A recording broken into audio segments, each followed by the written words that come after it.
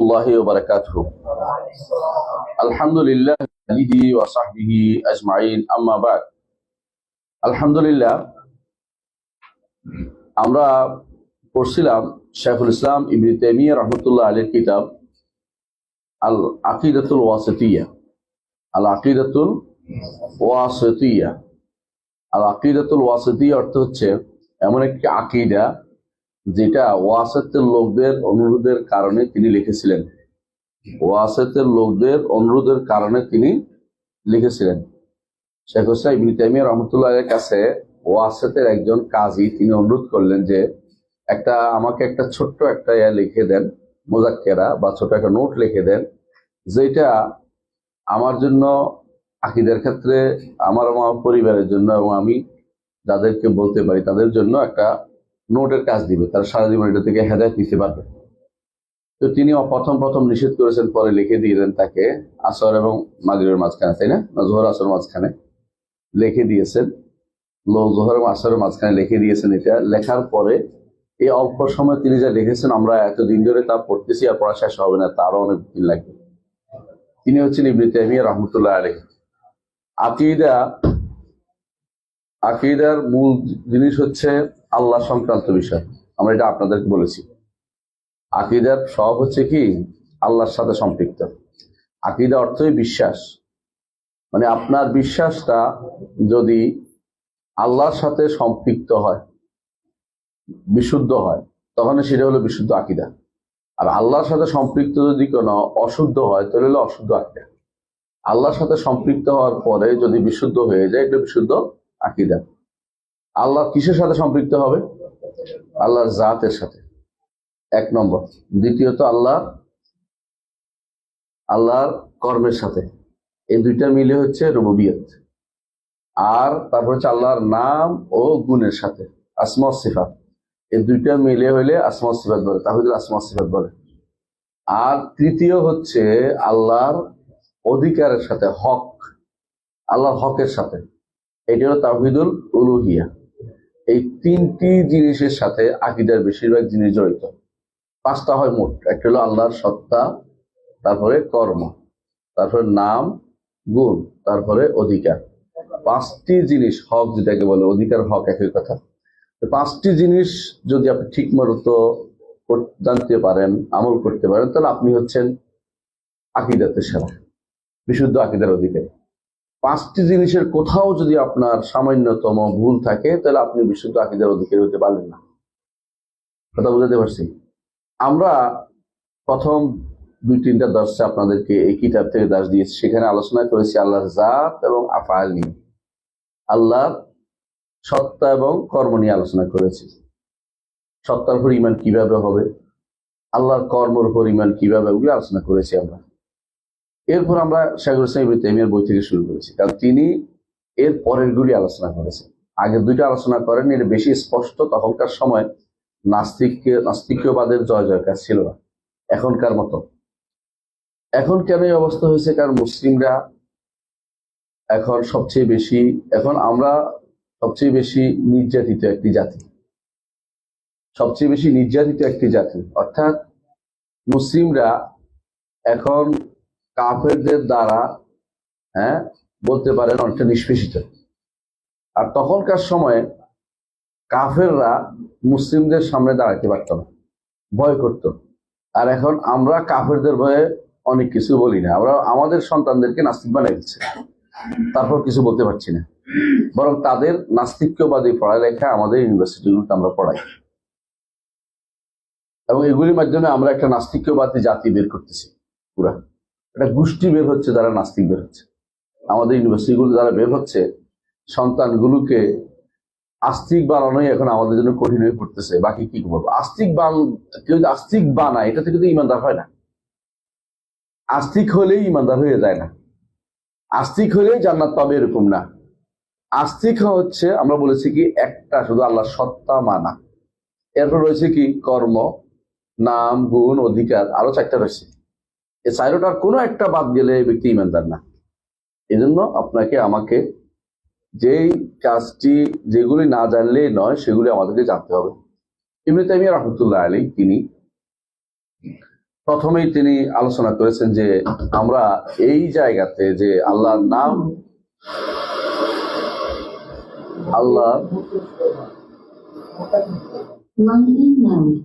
আল্লাহর নাম ও গুণের জায়গাতে আমরা কি আকীদা পোষণ করব।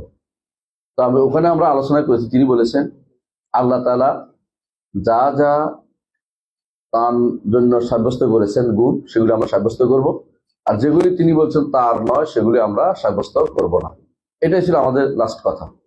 দলিল হিসাবে আমরা নিয়ে এসেছিলাম, দলিল হিসাবে উনি নিয়ে আসছেন, প্রথম দলিল নিয়ে আসছেন কুল হুয়াল্লাহু আহাদ, অর্থাৎ কোনটা? সূরাতুল ইখলাস। এবং তিনি বলেছেন যে সূরাতুল ইখলাস এটা হচ্ছে যে সুলুসুল কোরআন, কোরআনের 3 ভাগের 1 অংশ। কেন 3 ভাগের 1 অংশ? কোরআন কারিমে তাওহীদের কথা আসছে, কাসাস আসছে, কাহিনী আসছে, আর একটা হলো আহকাম আসছে, আহকাম আসছে। এই 3টার মধ্যে সূরাতুল ইখলাসের মধ্যে শুধু কি আছে? সূরাতুল ইখলাসের মধ্যে শুধু তাওহীদ আসছে, কিসসা কাহিনী আসে নাই, আর এর মধ্যে আহকামও আসে নাই, অর্থাৎ সালাত, যাকাত, সাওম, হজ এগুলি আসে নাই। তাহলে শুধু তাওহীদ থাকার কারণে সুলুসুল কোরআন হয়েছে। এই জন্য সুলুসুল কোরআনের মানে এই সূরার গুরুত্ব অনেক বেশি। এটার মধ্যে আল্লাহর পরিচয় তুলে ধরা হয়েছে, আমরা এটাও আলোচনা করেছি। এটার মধ্যে আল্লাহর পরিচয় বলেছি কি কুল হুয়াল্লাহু আহাদ।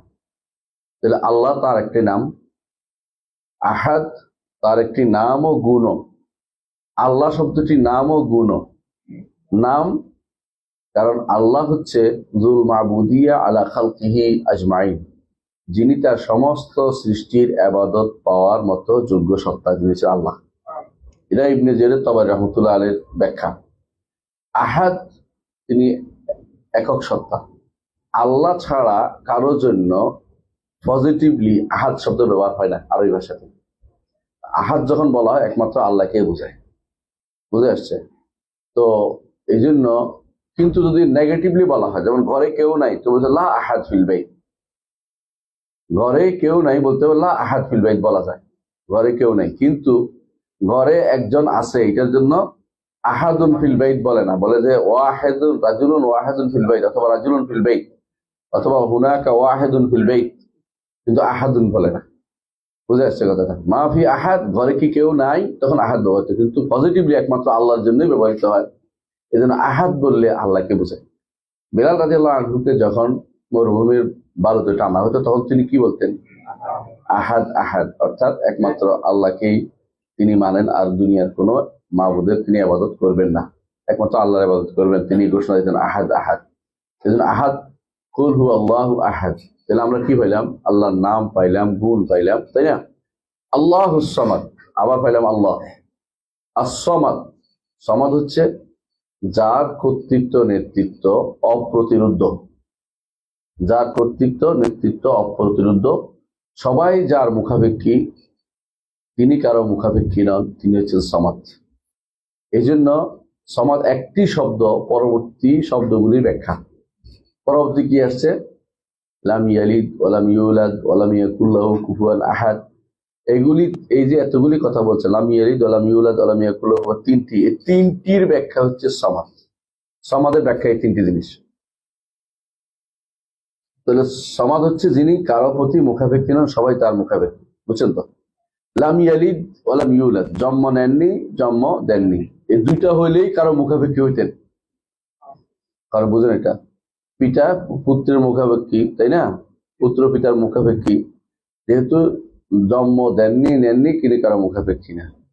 আর যদি ওয়ালাম ইয়াকুল লাহু কুফুয়ান আহাদ, সমপর্যায়ের হয়তো কোনো মুখাপেক্ষিতা আসতো, তিনি সবার থেকে উপরে, সর্বদিক থেকে উপরে, সুতরাং তিনি সামাদ, আল্লাহুস সামাদ।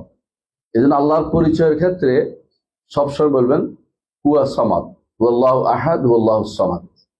যদি আল্লাহর জাতের পরিচয় দিতে হয় যে আল্লাহ তাআলা তিনি এক এবং তিনি সামাদ, অমুখাপেক্ষী, এই দুইটা দিলে আপনি আল্লাহ তাআলার পরিচয় দিতে পারলেন। যেহেতু অমুখাপেক্ষী, সেহেতু বলতে হবে তিনি সৃষ্টির ভিতরে নন। সৃষ্টির ভিতরে হলে সৃষ্টির জন্য মুখাপেক্ষী। এখন বলবো কি তিনি সৃষ্টির বাইরে, সৃষ্টির বাইরে, অর্থাৎ সৃষ্টির ভিতরের সাথে তার সংশ্লিষ্টতা, জাতের সংশ্লিষ্টতা নেই।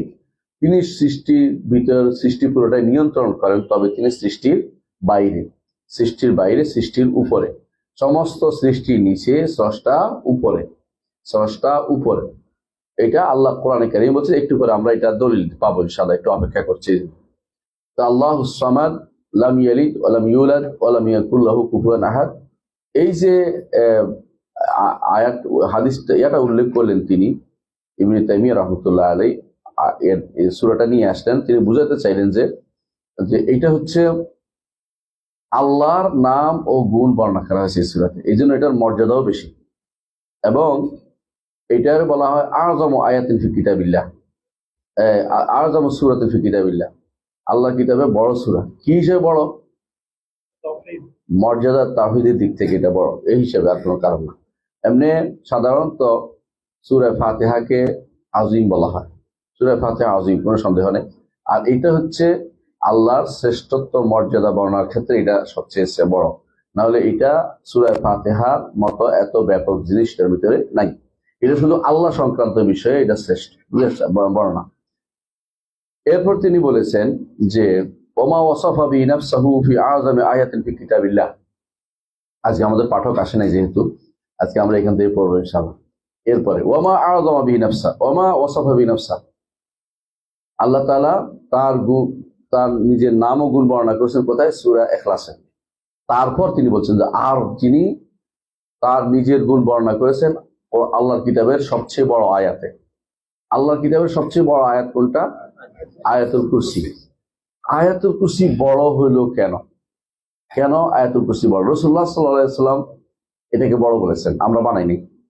কোথায় বড় বলেছেন? একদিন উবাই ইবনে কাব রাদিয়াল্লাহু আনহু, তার কুনিয়ত ছিল আবুল মুনদির। তো তিনি একদিন মসজিদে ছিলেন, রাসূলুল্লাহ সাল্লাল্লাহু আলাইহি ওয়াসাল্লাম বললেন যে আইয়ু আয়াতিন ফি কিতাবিল্লাহ আযম, উবাই তুমি কি জানো আল্লাহর কিতাবের মধ্যে সবচেয়ে বড় আয়াত কোনটি? তো তিনি বললেন যে আল্লাহু লা ইলাহা ইল্লাল হাইয়ুল কাইয়্যুম। তিনি বলে আয়াতুল কুরসি সুপরে পড়ে শোনালেন। রাসূলুল্লাহ সাল্লাল্লাহু আলাইহি ওয়াসাল্লাম তখন বললেন লিয়াহনিকাল ইলমা আবুল মুনদির, ইলম তোমাকে হাতছানি দিক, ইলম তোমাকে সাদর সম্ভাষণ জানায়। আর উবাই ইবনে কাব রাদিয়াল্লাহু আনহু তিনি আকরা ছিলেন পড়ার দিক থেকেও, এজন্য তিনি বুঝছেন যে আযমু আয়া। কেন আযমু আয়া হবে? কারণ হচ্ছে পুরোটাই আল্লাহর পরিচয়, পুরোটাই আল্লাহর পরিচয়। আর সাহাবায়ে কেরাম আল্লাহর পরিচয়, এটা তাদের কাছে আনন্দের বিষয় হতো। এখন দুর্ভাগ্যবশত অনেক মানুষ আছে আল্লাহর পরিচয় দিতে গেলে কিন্তু পালিয়ে বেড়ায়, অর্থ করতে চায় না, অপব্যাখ্যা করে। এগুলি থাক, অন্য কিছু বলি। এক একজন মাসআলাতে গোলা বুঝছেন তো, মাসআলা অনেক মুখস্থ করে রেখে দিছে, তাদের কাছে বড় বড় ধানের গোলার মতো মাসআলার গোলা আছে। কিন্তু তাদের কাছে যদি কোনো আপনি কোরআন আয়াত এবং হাদিস জিজ্ঞাসা করেন, কোনো একটা বিশ্বাস সম্পর্কে, কোনো একটা বিশ্বাস সম্পর্কে, আল্লাহ সম্পর্কে জিজ্ঞাসা বলতে পারবে না। বরং অনেক বেদুইন, মানে সাধারণ মানুষ আমাদের, এরা যে বিশুদ্ধ আকীদা জানে, অনেক আলেমও আমাদের দেশে সে আকীদা জানে না। আমি এক বেদুইনকে দেখেছি, যিনি বাঁকা হয়ে সালাম দিচ্ছে দেখে সঙ্গে সঙ্গে বলছে তুমি বাঁকা হয়ে সালাম দিচ্ছ কেন? আমার সোজা হও, মাথা সোজা রাখো। একটা বেদুইন যদি কোনো এত ভালো হয়, ড্রাইভার এত ভালো হয়, ড্রাইভার সে, আপনি চিন্তা করতে পারেন। আর আমাদের দেশে হুজুরদের কাছে বাঁকা না হইলে হুজুর মনে করে বেয়াদব, দুই হাত না লাগাইয়া বাঁকা না হইলে হুজুর বেয়াদব হইতে থাকে, বুঝছেন না? এর অর্থ হচ্ছে এই তাওহীদের জায়গাতে তাদের জ্ঞান নেই। অর্থাৎ অন্য জায়গায় জ্ঞান নেই আমরা বলবো না, তারা অনেক কিছুই জানে, কিন্তু তারা তাওহীদের জ্ঞান রাখে না। এই জন্য রাসূলুল্লাহ সাল্লাল্লাহু আলাইহি ওয়াসাল্লামের সাহাবীরা জানতেন, দেখছেন আবুল মুনদির উবাই ইবনে কাব রাদিয়াল্লাহু আনহু জেনেছেন যে সবচেয়ে কোরআনের মধ্যে বড় আয়াত হচ্ছে আয়াতুল কুরসি। আল্লাহু লা ইলাহা ইল্লাল হাইয়ুল কাইয়্যুম। কেন?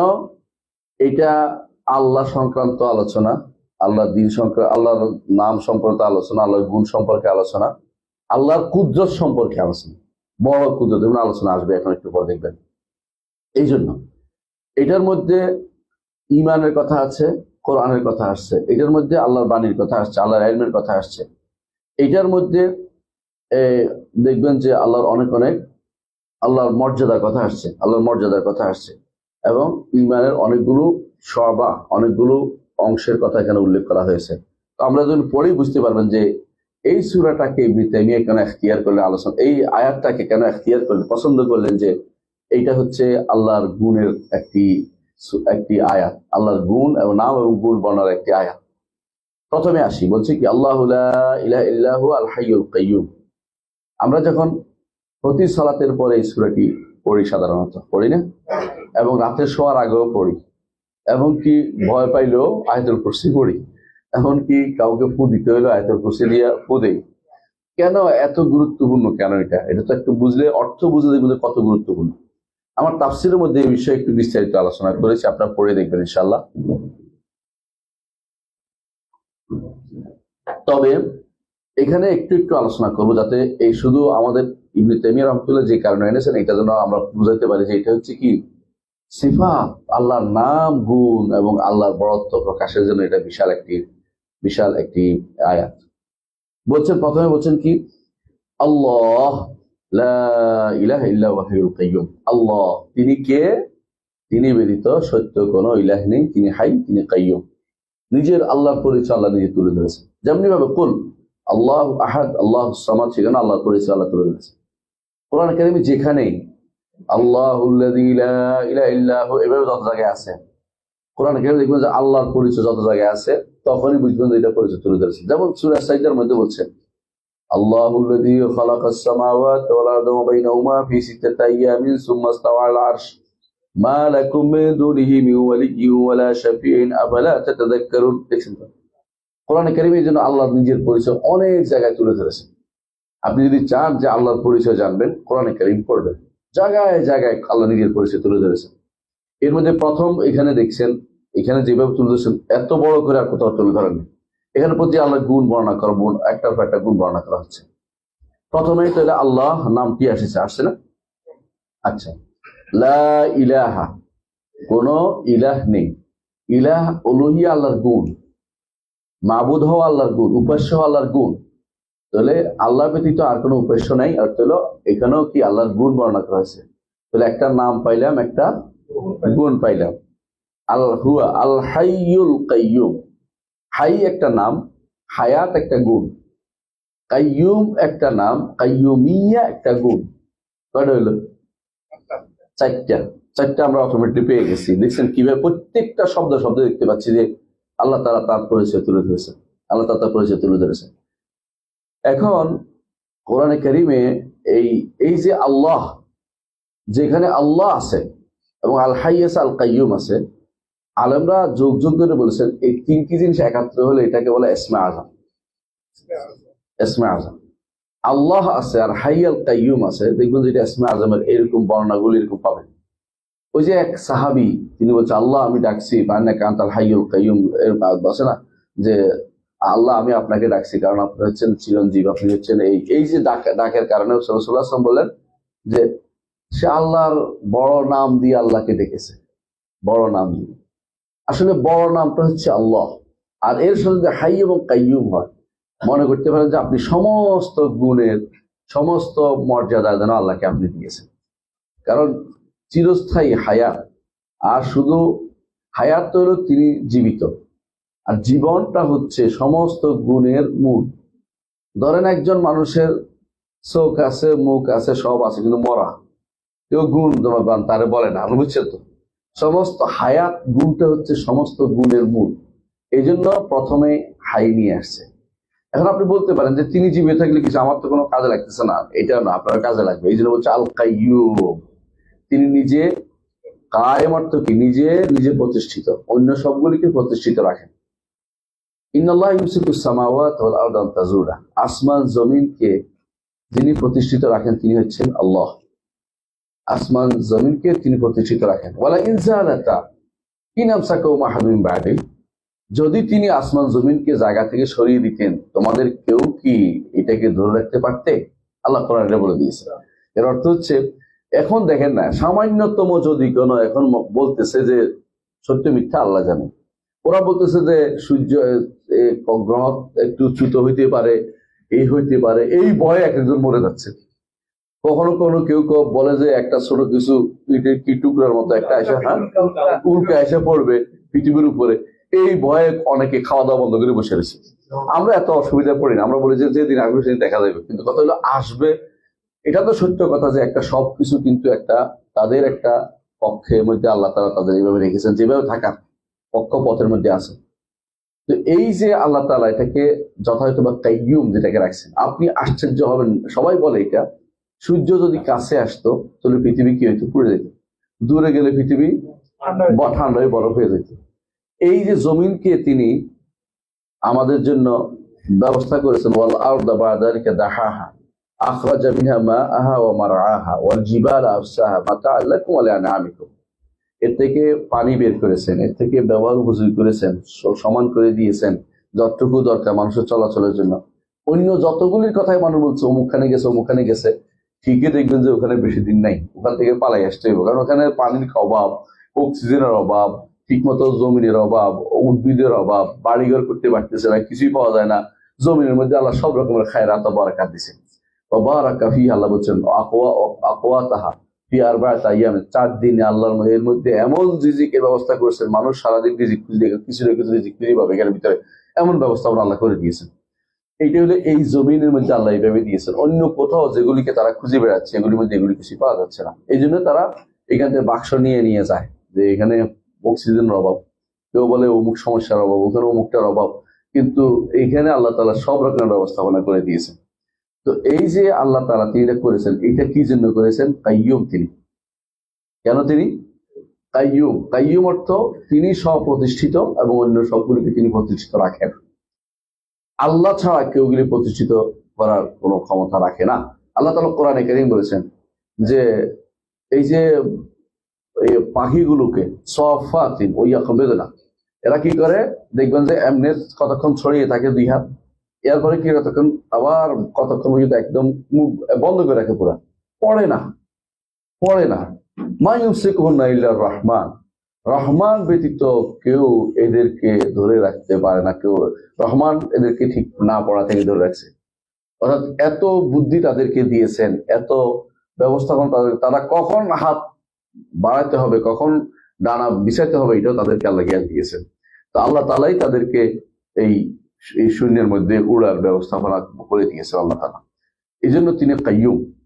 কাইয়ুমের মধ্যে 2টা নাম যেমন পাইলাম, তেমনি কি পাইলাম? কাইয়ুমিয়া, গুণ। আমরা আপনাদেরকে বলেছি বোধহয় যে আল্লাহ তাআলার গুণগুলি 3 ভাবে পাওয়া যায়, মনে আছে কিনা? একটা হচ্ছে নাম থেকে পাওয়া যায়, নাম থেকে গুণ পাওয়া যায়। আরেকটা হচ্ছে গুণ পাওয়া যায় সরাসরি, গুণ আসছে, যেমন আমরা একটু পরে শুনবো, যেমন অনেকগুলো গুণ সরাসরি আসছে। আবার সরাসরি গুণ আসে না, কিন্তু আল্লাহর কর্ম আসছে, কর্ম থেকে গুণ বোঝা যাচ্ছে। এই 3টাই আপনি এই সূরার মধ্যে আপনি পাবেন। যেমন ইলাহ শব্দটি আসছে না এখানে, ইলাহ শব্দটি গুণ হিসেবে আসছে, তাহলে গুণ হিসেবে আসছে, বুঝছেন তো? সামনে আসতেছে আরো লা তাখুযুহু সিনাতুম ওয়ালা নাওম। তাহলে আমরা এতগুলো 4টা 5টা পাইলাম তো গুণ, তাই না?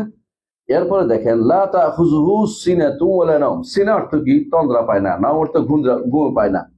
এই যে একটা নীতি হচ্ছে আল্লাহ তাআলার গুণের ব্যাপারে নেগেটিভ গুণ উল্লেখ করা একটা বড় নীতি হচ্ছে এটা। শুধু নেগেটিভ গুণ বর্ণনা করা যাবে না, শুধু নেগেটিভ গুণ বর্ণনা করা যাবে না। নেগেটিভ গুণ বর্ণনার 3টা কারণ থাকতে পারে। নেগেটিভ গুণ বুঝেন কিনা? আপনি যদি বলেন যে আমাদের এমপি সাহেব তিনি চোর নন, তিনি ডাকাত নন, তিনি অপকর্মকারী নন, তো ওইটা কি তার সম্মান হলো? না, সম্মান হলো। বুঝলেন না কথাটা? আপনি সবসময় বললেন তিনি অত্যন্ত ভালো মানুষ, তিনি মানুষকে দান করেন, মানে পজিটিভ কথা বলতেন। আল্লাহর জন্য তার জন্য সম্মান মর্যাদা বৃদ্ধি পায় যখন আপনি পজিটিভ গুলি বলবেন। নেগেটিভ 3 কারণে বলা হয়, যখন নেগেটিভ বলা হয় এর বিপরীতে সাথে সাথে পজিটিভ গুণগুলি আসছে। যেমন সমাদ আসার কারণে লাম ইয়ালিদ ওয়া লাম ইউলাদ ওয়া লাম ইয়াকুল লাহু কুফুয়ান আহাদ হচ্ছে, যে সমাদ এই জন্য যে এগুলির প্রতি তোমরা যেগুলি বলতেছো যে তার বাচ্চা আছে, নাউজুবিল্লাহ, কে ডেকে যিশু খ্রিস্টানরা বলে, তোমরা কেউ বলতো তার স্ত্রী আছে, যেমন আরবের মুশরিকরা বলতো নাউজুবিল্লাহ। কেউ বলতেছে তার মেয়ে আছে, যেন আরবের মুশরিকরা বলতো মেয়ে আছে, এই জাতীয় লাত মানাত উজ্জা। এই বোঝা গেল এইগুলি থেকে তিনি মুক্ত, এই জন্য বলছে তিনি সমাদ। তিনি কি সমাদ।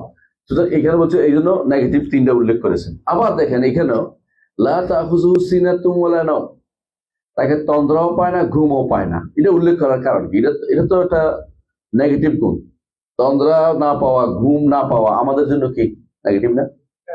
আমাদের জন্য, আমরা যদি ঘুম না আসে না তো ওষুধ খাইলে ঘুম পাড়ায়, ওষুধ নিয়ে আসো, এই অবস্থা খারাপ, ঠিক বাঁচবে না, এর ঘুম আসে না, তাই না? কারণ আমরা ঘুমাইলে আমাদের শরীরের মধ্যে শক্তি ফিরে থাকে, কারণ আমরা দুর্বল। খোলেকাল ইনসানু দাঈফা, আল্লাহ তাআলা মানুষকে দুর্বল করে সৃষ্টি করেছেন। এই জন্য মানুষ না ঘুমাইলে রোগী হয়ে যায়। আল্লাহর জন্য তো তিনি তো আল্লাহু আকবার কাদের মুতলাক, তিনি কওয়ি, তিনি সর্বসত্তার ধারক, তিনি ধারক, মানে সর্বসত্তাকে তিনি পড়ে যাওয়ার থেকে বাঁচাচ্ছেন, ধ্বংস হওয়ার থেকে বাঁচাচ্ছেন। তিনি কাইয়ুম, তিনি হাই, এই জন্য তার তন্দ্রাও আসে না, ঘুমও আসে না। এই জন্য আগে যেহেতু উল্লেখ করে নিয়েছেন পজিটিভ গুণগুলো, পরে নেগেটিভ গুলো উল্লেখ করে দিচ্ছেন, যাতে বোঝায় যে কেন বললাম হাই, কেন বললাম কাইয়ুমটা বুঝে নাও। তোমাদের যে সমস্ত কারণে তোমরা দুর্বল, এই দুর্বলতা আমার রবকে পেয়ে কখনো বসে না, আল্লাহ রবকে পেয়ে বসে না। তাহলে আমরা দেখতে পাচ্ছি এই নেগেটিভ গুণটা উল্লেখ করছেন কি জন্য? কারণ পজিটিভ গুণ এখানে উল্লেখ আছে, এই এক কারণ। আরেক কারণ হচ্ছে কখনো কখনো কখনো কখনো আরবের মুশরিকরা যখন অথবা কাফেররা যখন আল্লাহর জন্য একটা নেগেটিভ গুণ নিয়ে বাড়াবাড়ি শুরু করে, আল্লাহ এটাকে অস্বীকার করার জন্য তখন বলে যে আমার এই গুণটি নাই, তোমরা এই গুণটি আমাকে দিও না। যেমন আল্লাহ তাআলা বলছেন মাত্তাখাযাল্লাহু মিন ওয়ালাদিন ওয়া মা কানা মা'আহু মিন ইলাহিন ইযা লাযাহাবা কুল্লু ইলাহিন বিমা খালাকা। শোনো, আল্লাহ কোনো সন্তান গ্রহণ করেন নাই। কেন বলছেন ওখানে? কারণ তারা বলে যে আল্লাহ সন্তান গ্রহণ করছে, এই জন্য, অর্থাৎ তাদের কথাকে রদ করার জন্য, তাদের কথাকে খণ্ডন করার জন্য। আবার কখনো কখনো মানুষের অন্তরে আসতে পারে, ধারণা আসতে পারে যে আল্লাহ তাআলা তাহলে বোধহয় এই কাজ হয়েছে, নেগেটিভ কোনো অর্থ আসতে পারে। নেগেটিভটা উল্লেখ করা বলছে না, এটা আমার প্রতি তোমরা ধারণা করো না। যেমন আল্লাহ তাআলা কোরআনে কারীম বলেছেন, কোরআনে কারীমে সূরা কাফের মধ্যে বলছেন, কি বলছেন? ওয়ালাকাদ খালাকনাস সামাওয়াতি ওয়াল আরদা ওয়া বাইনাহুমা ফি সিত্তাতি আইয়ামিন ওয়া মা মাসসানা মিন লুগুব। আসমান এবং জমিনকে আমরা সৃষ্টি করেছি 6 দিনে, আমাকে কোনো ক্লান্তি পেয়ে বসেনি। কেন বলছে এটা? কারণ ইহুদিরা বলছে সালাকি করে, কইতেছে যে 6 দিনে তিনি সৃষ্টি করার পরে 7ম দিনে রেস্ট নিছে, পায়ের উপর পা তুলে শুয়েছে, নাউযুবিল্লাহ। এই কথা বলে আল্লাহ তাআলা তখন কোরআন দিয়ে আয়াত দিলেন যে ওমা মাসসানা মিন লুগুব, আমাকে কোনো ক্লান্তি পায়নি। এই জন্য যে ব্যক্তি কারণ জানবে সে বলবে যে কেন আল্লাহ বলছে, এটা স্পষ্ট কোরআন তাফসীর কিন্তু নিজে নিজে বুঝবেন যে সুন্দর রমজান আসছে, এখন এই আয়াত তাফসীর করতে গেলে মনে হবে যে এই শব্দের কারণ এটা বলছে। এই জন্য আকীদা পড়বেন আর কোরআন তাফসীর শুদ্ধ করতে পারবেন, নইলে আপনার কোরআন দিন আকীদা না জানলে আকীদার কোন তাফসীর শুদ্ধ হয় না। এই জন্য আমরা এই জন্য কেন বলি যে বিশুদ্ধ আকীদার তাফসীর লাগবে, কারণ আপনি কোরআন হচ্ছে পুরোটাই আকীদার বিষয়। এখন যদি কেউ আকীদাই না জানে, সে কোরআন উল্টাপাল্টা তাফসীর করবে। অনেককে এই জন্য আমরা তাফসীর দেখে বলে এটা রেখে দেন, পরে দেখা যাবে, কারণ সে বলছে আকীদাই জানে না, তাফসীর করতে নেমে গেছে। অনেক ভাই সুবহানাল্লাহ, আমি মক্কাতে গেছি, তো আমাকে এক ভাই দেখা করতে আসছেন, হাজি সাহেব, তিনি মক্কায় থাকেন।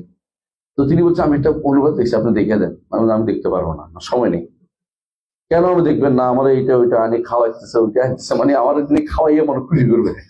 তো আমি বললাম ভাই আপনি একটু বুঝতেছেন না কেন, এটা উল্টা। আমি উল্টা এই যে শব্দটা আপনি লিখছেন এটা অর্থ বুঝেন?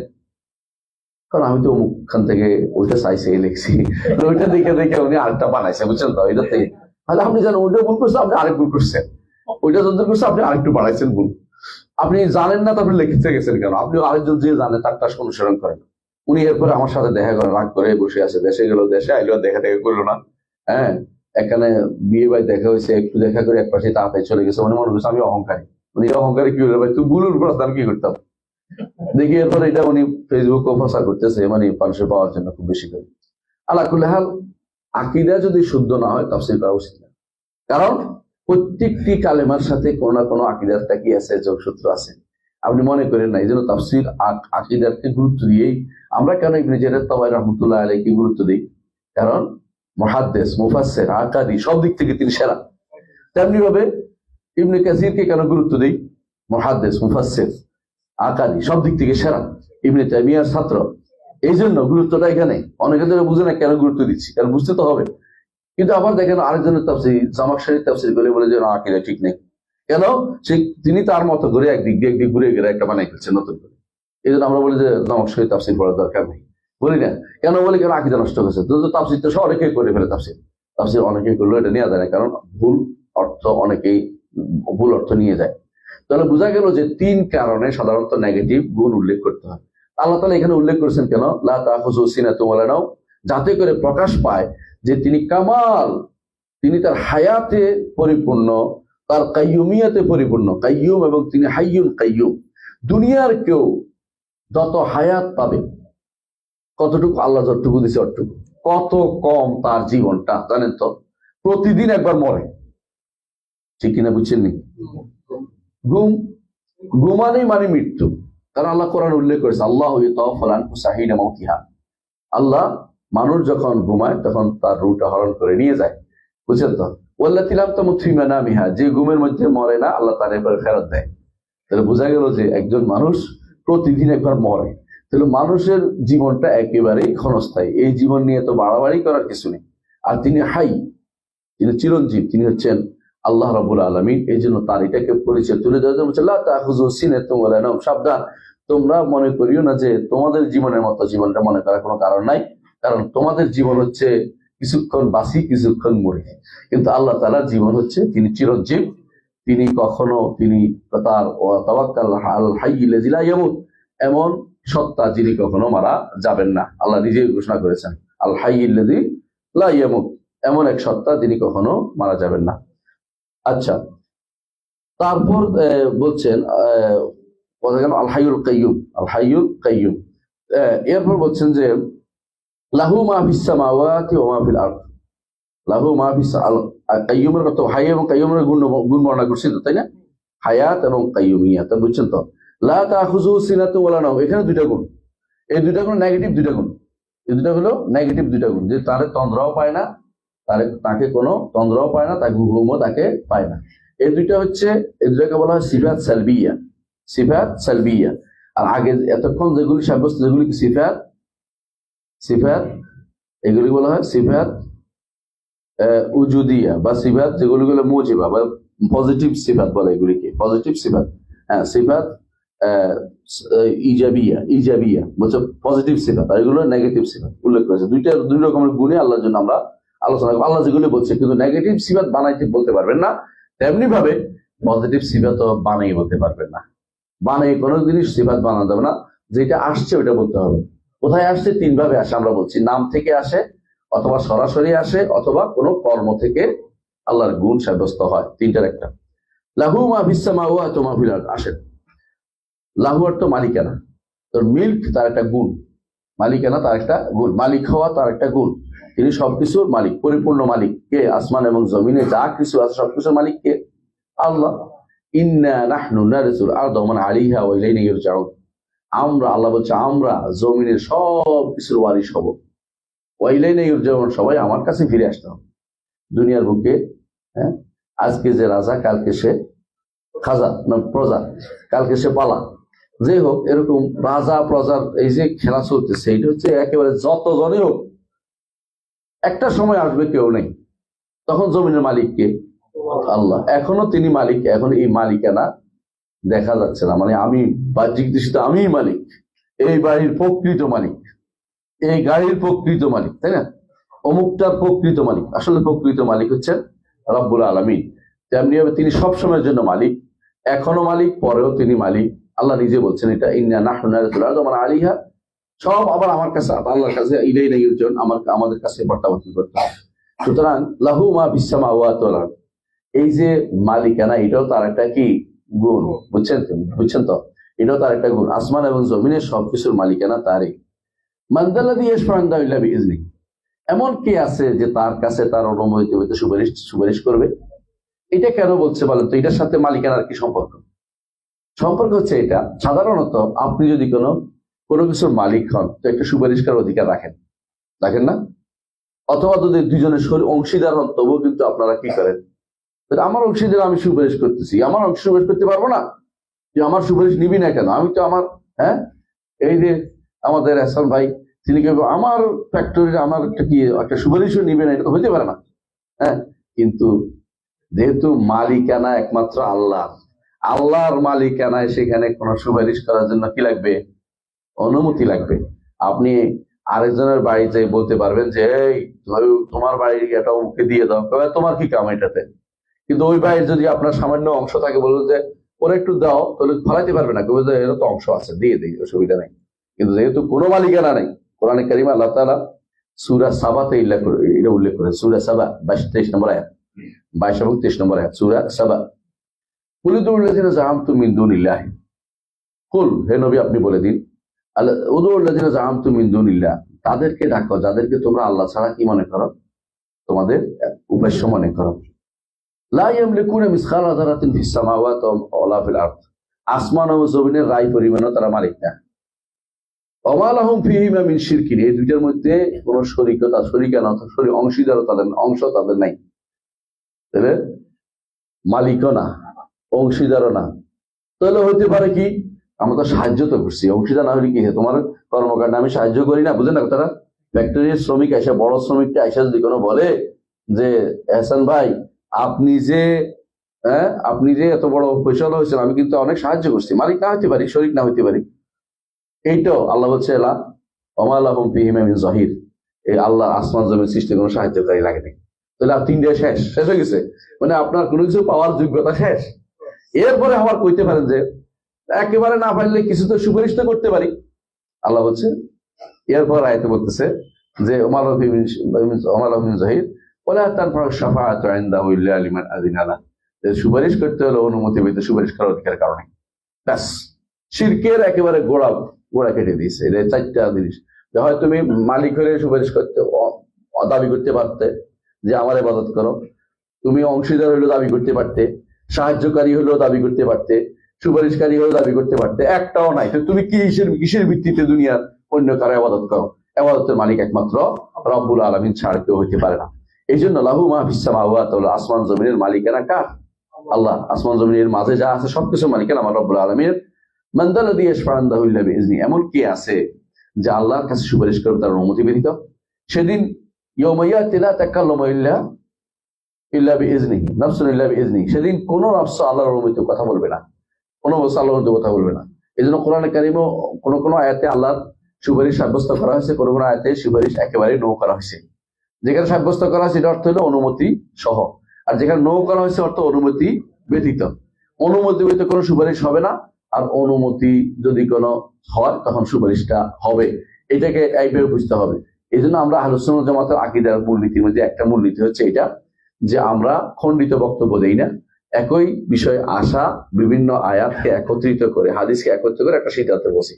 হয়তো কেউ বলবে যে কোনো সেদিন কি বল লা শাফা, কোরআন কারীম বলছেন তার জন্য কোনো সুপারিশ হবে না, তো সুপারিশ নেই। মুতাজিলার অর্ধেক নিচে কয় সুপারিশ নেই, বুঝছেন না কথাটা? সুপারিশ নেই। আর বেদাতীরা পাইছে কোথাও বলা হয়েছে তার জন্য শাফিঈ থাকবে, তো সুপারিশ থাকবে। আমরা বলি যে সুপারিশও থাকবে, সুপারিশ থাকবেও না, দুটোই শুদ্ধ। কিভাবে? সুপারিশ থাকবে অনুমতি সাপেক্ষে, আর সুপারিশ থাকবে না অনুমতি নাই, সুপারিশ নেই, সন্তুষ্টি নাই, সুপারিশ নেই। দুই শর্তে শুধুমাত্র সুপারিশ করবে একজন মানুষ আরেকজনের জন্য, যদি হাসরের দিন। দুইটা শর্ত, একটা হচ্ছে ঈমান থাকবে, ন্যূনতম সন্তুষ্টি থাকবে আল্লাহ তার উপরে, ঈমান যে তার জন্য সুপারিশ করবে এবং যে করবে উভয়ের উপরে ন্যূনতম কি থাকবে? সন্তুষ্টি থাকবে আল্লাহ। আর দ্বিতীয় থাকবে অনুমতি চাইতে হবে। অনুমতি না চাইয়ে মুহাম্মদ রাসূলুল্লাহ সাল্লাল্লাহু আলাইহি ওয়াসাল্লাম একবারও সুপারিশ করবেন না। প্রতিবারেই, বুখারী পড়েন পাবেন, প্রতিবারেই রাসূলুল্লাহ সাল্লাল্লাহু আলাইহি ওয়াসাল্লাম আরশের নিচে যাবেন, প্রত্যেকটা বারে। এমনকি এমন বর্ণনা আমি আশ্চর্য হয়েছি, পড়তে এরপর আবার যা সিজদা পড়বে, এরপর আবার যা সিজদা পড়বেন। রাসূলুল্লাহ সাল্লাল্লাহু আলাইহি ওয়াসাল্লাম শুধু সিজদা করতে থাকবেন আল্লাহকে, এরপর আল্লাহ অনুমতি দিবেন, প্রতিবারে অনুমতি দিবেন। একবার না যে অনুমতি দিয়েছেন তিনি এরপর সুপারিশ করতে থাকবেন, এরকম না। বোঝা গেল যতক্ষণ অনুমতি না হবে ততক্ষণ পর্যন্ত কোনো সুপারিশ হবে না, কোনো সুপারিশ হবে না। সুপারিশের এই জন্য এই ধারণাগুলি মানুষকে শিরকে নিবৃত্ত করে। বর্তমান সময় অনেকেই মনে করে পীর আমার কিছু করতে পারবে না, তবে সুপারিশ তো করতে পারবে। হ্যাঁ, অনেকে মনে করে যে এই তো আমি ওনার কাছে শাহজালাল দরবারে গেছি, উনি তো কিছু করতে পারবেন, উনি আল্লাহর কাছে সুপারিশ করে দিবে। বুঝেন না কথাটা? এই যে সুপারিশ করবে এটা একটা মিথ্যা কথা, কারণ শাহজালাল আপনার কথা শুনতেছেন না, শাহজালাল আপনার ব্যাপারে কোনো অ্যালার্ট না, অ্যালার্ট না, তার কোনো কাজ নেই। তার যদি জান্নাতি হয়ে থাকেন জান্নাতের কাজ করতেছেন, জাহান্নামী হয়ে থাকলে বিপদে আছেন। আমরা বলি না জাহান্নামী হয়েছিল, বলতেছি না, বলতেছি মানুষ মাত্রেই জান্নাতি বা জাহান্নামী, একটা না তার মধ্যে ব্যবধান তো আছেই। আর কোনটার ভিতরে আছে আমরা জানি না, কারণ একমাত্র সাহাবায়ে কেরাম ছাড়া কারোর জন্য, পরবর্তী কারোর জন্য জান্নাতি জাহান্নামী বলা সার্টিফিকেট দেওয়ার সুযোগ আমাদের নাই। তো শাহজালালের কাছে আমরা কি বলতে পারি? সুপারিশ চাইতে পারি। যে প্রথম চাইতে পারেন এই জন্য তার অবস্থা আমরা জানি না। দ্বিতীয় অর্থ হচ্ছে, যদি একদম তিনি খাঁটি একদম নেককার বান্দা হয়, আমি যদি সুপারিশ চাই তো কি হবে? মুশরিক হয়ে যাবে। কারণ চাওয়াটা কার কাছে চাইতে হবে? আল্লাহর কাছে। আল্লাহর কাছে চাইতে হবে। ইজা সাআলতা ফাসআলিল্লাহ।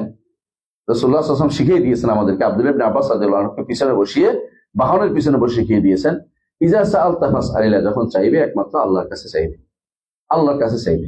এখন বললাম অনেকে তো আমরা সুপারিশ চাই। হ্যাঁ, 3 ধরনের সুপারিশে বৈধতা আছে। একটা হচ্ছে নিজের নেক আমল, এটা দিয়ে আল্লাহর কাছে, আল্লাহ আমি আমার একটু নেক আমল করেছি, আপনি এই নেক আমল ওসিলা দিয়ে আমাকে দেন, এটা করতে বোঝাই আছে। আর দ্বিতীয় হলো আল্লাহর নাম এবং গুণের সুপারিশ ধরুন, আল্লাহ আপনার নাম গুণ, এই নামের ওসিলা আমি চাচ্ছি। আর তৃতীয় হলো নেক জীবিত উপস্থিত সক্ষম ব্যক্তির দোয়ার ওসিলা দিয়ে আপনি তার আল্লাহর কাছে চাইতে পারেন। এর বাইরে আর কোনো কিন্তু এই দুনিয়ার বুকে আর কোনো সুপারিশের কোনো জায়গা আপনার জন্য নাই। তাহলে যারাই এখন আখিরাতে সুপারিশের জন্য বসে আছে, বা দুনিয়ার বুকেই আল্লাহর কোনো কবরের কাছে যাইয়া বলে যে আল্লাহকে বলে দেন আমাকে এটা করতে, তারা প্রথমে শিরিক করতেছে, এটা চাইতে পারে না, এটা চাইতে পারে না। সে দুর্ভাগ্যবশত এই জিনিসটাই আমাদের মধ্যে অনেকে বুঝে আসে না। আমাদের অনেকে বলে যে মতভেদ আছে, মানে শিরকের মতভেদ গুলো জিনিস বানাচ্ছে। আপনি কি আশ্চর্য হচ্ছেন না? এটা শিরকি জিনিস। আসেন তারপরে কি বলতেছে, মানজাল্লাযী ইয়াশফা'u ইনদাহু ইল্লা বিইজনি। তাহলে আমরা বুঝলাম আল্লাহর অনুমতি কেউ সুপারিশ করতে পারবে না। এখানে আমাদের আসমত সিফাত নাই, কিন্তু একটা জিনিস আল্লাহর বড়ত্ব আছে, যে কেউ আজমতের মাসলা আসছে, যে তিনি কত বড়, তার মুলক তিনি তার রাজত্বে এবং তার প্রভুত্বে তিনি যে একক ক্ষমতাশীল, এটা আল্লাহর আজমতকে প্রকাশ করে। এই জন্য সূরাটা, এই আয়াতটা হলো আযীম, সবচেয়ে বড় একটি সূরা, কারণ এটা তার আজমতকে প্রকাশ করে, যে কেউ তার কাছে সুপারিশ করার জন্য যেতে পারে না। কথা বুঝলেন তো? হাশরের মাঠে যখন আল্লাহ তাআলা ক্রোধান্বিত থাকবেন, হাশরের মাঠে রাগ করবেন কিনা? রাগ করবেন, এমন রাগ করবেন, হাদিসে আছে, যখন আমরা যাব কার কাছে? আদমের কাছে। আদম কি বলবেন? আল্লাহ আজকে এমন রাগ করেছে, আগেও কোনদিন এত রাগ করে নাই, এরপরেও কোনদিন আমাদের জানা নেই, তবে আমি এই কাজ করতে পারবো না। বোঝা গেল ওই দিন তিনি বেশি রাগ করবেন। কিন্তু আশারি মাতুরিদিরা বলে আল্লাহ রাগ করেন না। তো কোরআন হাদিসে যে রাগের কথা আসছে, এগুলি মাজাজ মানে রূপ করছে, এগুলো অর্থ ভিন্ন। আচ্ছা, আর কি? এগুলি অর্থ হচ্ছে সওয়াব দেয়া অথবা শাস্তি দেয়া। হ্যাঁ, রাগ করার অর্থ শাস্তি দেয়া, আর খুশি অর্থ সওয়াব দেয়া। কারণ খুশি হলে অসুবিধা কি? খুশি হলে তো আমরা খুশি হলে কি হাসে দেখি, তো আমরা তো আলাদা হাসে হাই হাই হাই, তো দেহবাদী হয়ে গেল।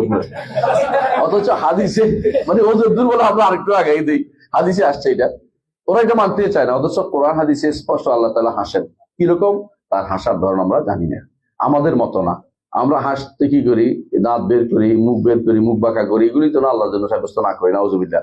তবে তিনি যেভাবে বলছেন সেভাবে তার জন্য উপযুক্ত, সেভাবেই কারো তার প্রত্যেকটি গুণ এইভাবে সাব্যস্ত করতে হবে, যে তিনি যেরকম, তার যদি সত্তা যেরকম আমরা দেখিনি না দেখি ইমান আনছি, তার গুণগুলোকে আমরা সেরকম ভাবে ইমান রাখি, কোনোভাবেই সৃষ্টির মতো করে এগুলি মনে করি না। তবে অর্থটা অবশ্যই করতে হবে, কারণ এটা বুঝতে হবে, বুঝার জন্য অর্থটা লাগে। কবরের আযাব হবে, কিরকম হবে জানেন না? বুঝলেন না কথাটা? তাহলে আযাব হবে এটা বিশ্বাস করেন। জান্নাতে নেয়ামত পাবেন, কি নেয়ামত পাবেন জানেন? নেয়ামত তো পাবেন। আপনার রু আছে, রুটা ছিলেন, দেখছেন, কিন্তু আছে তো আছে। তাহলে রুটা যদি আমরা রু বুঝি না কি জিনিস, তাহলে তো হলো না। রু তো বুঝেন, কিন্তু রুটার ধরন জানেন না, এটা বলেন। ঠিক ওরকম আল্লাহ তাআলার এই গুণগুলো, এই নামগুলো, এই গুণগুলো আমরা অর্থ জানি, কিন্তু কি জানি না? ধরন জানি না। এগুলির প্রকৃত রূপ জানি না, এগুলির ধরন জানি না, এগুলো হাকিকত কি, এটা প্রকৃত হাকিকত আল্লাহ ছাড়া কেউ জানে। কারণ তার সত্তাকে দেখি নেই, তার গুণকে কিভাবে আমরা আঁচ করতে পারবো? আঁচ করার কোনো সুযোগ আমাদের নাই। এই জন্য ইমাম তাহাবী বলতেছেন যে লা নাতাওয়াহাম মুতাওয়াহিমিনা বিআরাইনা, মত দিয়ে কোনো কিছু ধারণা করতে পারবো না এই জায়গাতে। শুধু কি বলবো? অর্থটা বুঝি, কিন্তু ধরনটা জানি না। আচ্ছা আসেন, এরপরে বলতেছে ইয়ালামু মা বাইনা আইদিহিম ওয়া মা খালফাহুম, তিনি জানেন তাদের মা বাইনা আইদিহিম ওয়া মা খালফাহুম, তাদের সামনে যা আছে পিছনে যা আছে। কাদের? আমাদের সৃষ্টির সামনে পিছনে, অর্থাৎ আসমান এবং জমিনের মধ্যে যা কিছু আছে সবগুলির সামনে পিছনে যা কিছু আছে কে জানেন? আল্লাহ সুবহানাহু ওয়া তাআলা। তার ইলমের পরিধি কত বড় আপনি কি চিন্তা করেছেন? তার ইলমের পরিধি, এই জ্ঞানটা আপনাদের একটু এখানে স্পষ্ট থাকতে হবে। আল্লাহর জ্ঞান জানাটা আমাদের জানার মতো না। আমরা কিভাবে জানি জানেন? একরকম জ্ঞান হচ্ছে, কিছু জ্ঞান আল্লাহ আমাদেরকে দিয়ে দিয়েছেন ছোটকাল থেকে, বুঝলেন না? এটাকে বলা আকলে গারিজি, এমন জ্ঞান যে জ্ঞানটা আমরা সাধারণত বংশ পরম্পরা পাই। এটা গরুও একটা পায়, ছাগলও একটা পায়। দুধ খাইতে হইব ছোট বাচ্চা, এটা তো ছাগলটাকেও শিখিয়ে দিছে, মায়ের দুধ খাচ্ছে, বুঝলেন না কথাটা? কিছু জ্ঞান তারা পায়, এটা হলো আল্লাহ দিছে জন্মসূত্রে কিছু জ্ঞান দিয়ে। আর কিছু জ্ঞান তারা কি করে? অর্জন করে। এই জাতীয় জ্ঞান যেগুলো আছে, ইলম যেগুলো আছে, এগুলি কার? সৃষ্টি কিছু স্রষ্টা কর্তৃক সরাসরি দিয়ে পাঠিয়ে দিয়েছেন, আর কিছু তাদেরকে অর্জন করার জন্য তৌফিক দিয়েছেন, এজন্য তারা অর্জন করেছে। এটা হলো কি? মানুষের জ্ঞান, সৃষ্টির জ্ঞান। স্রষ্টার জ্ঞান কিন্তু অর্জিত জ্ঞান না।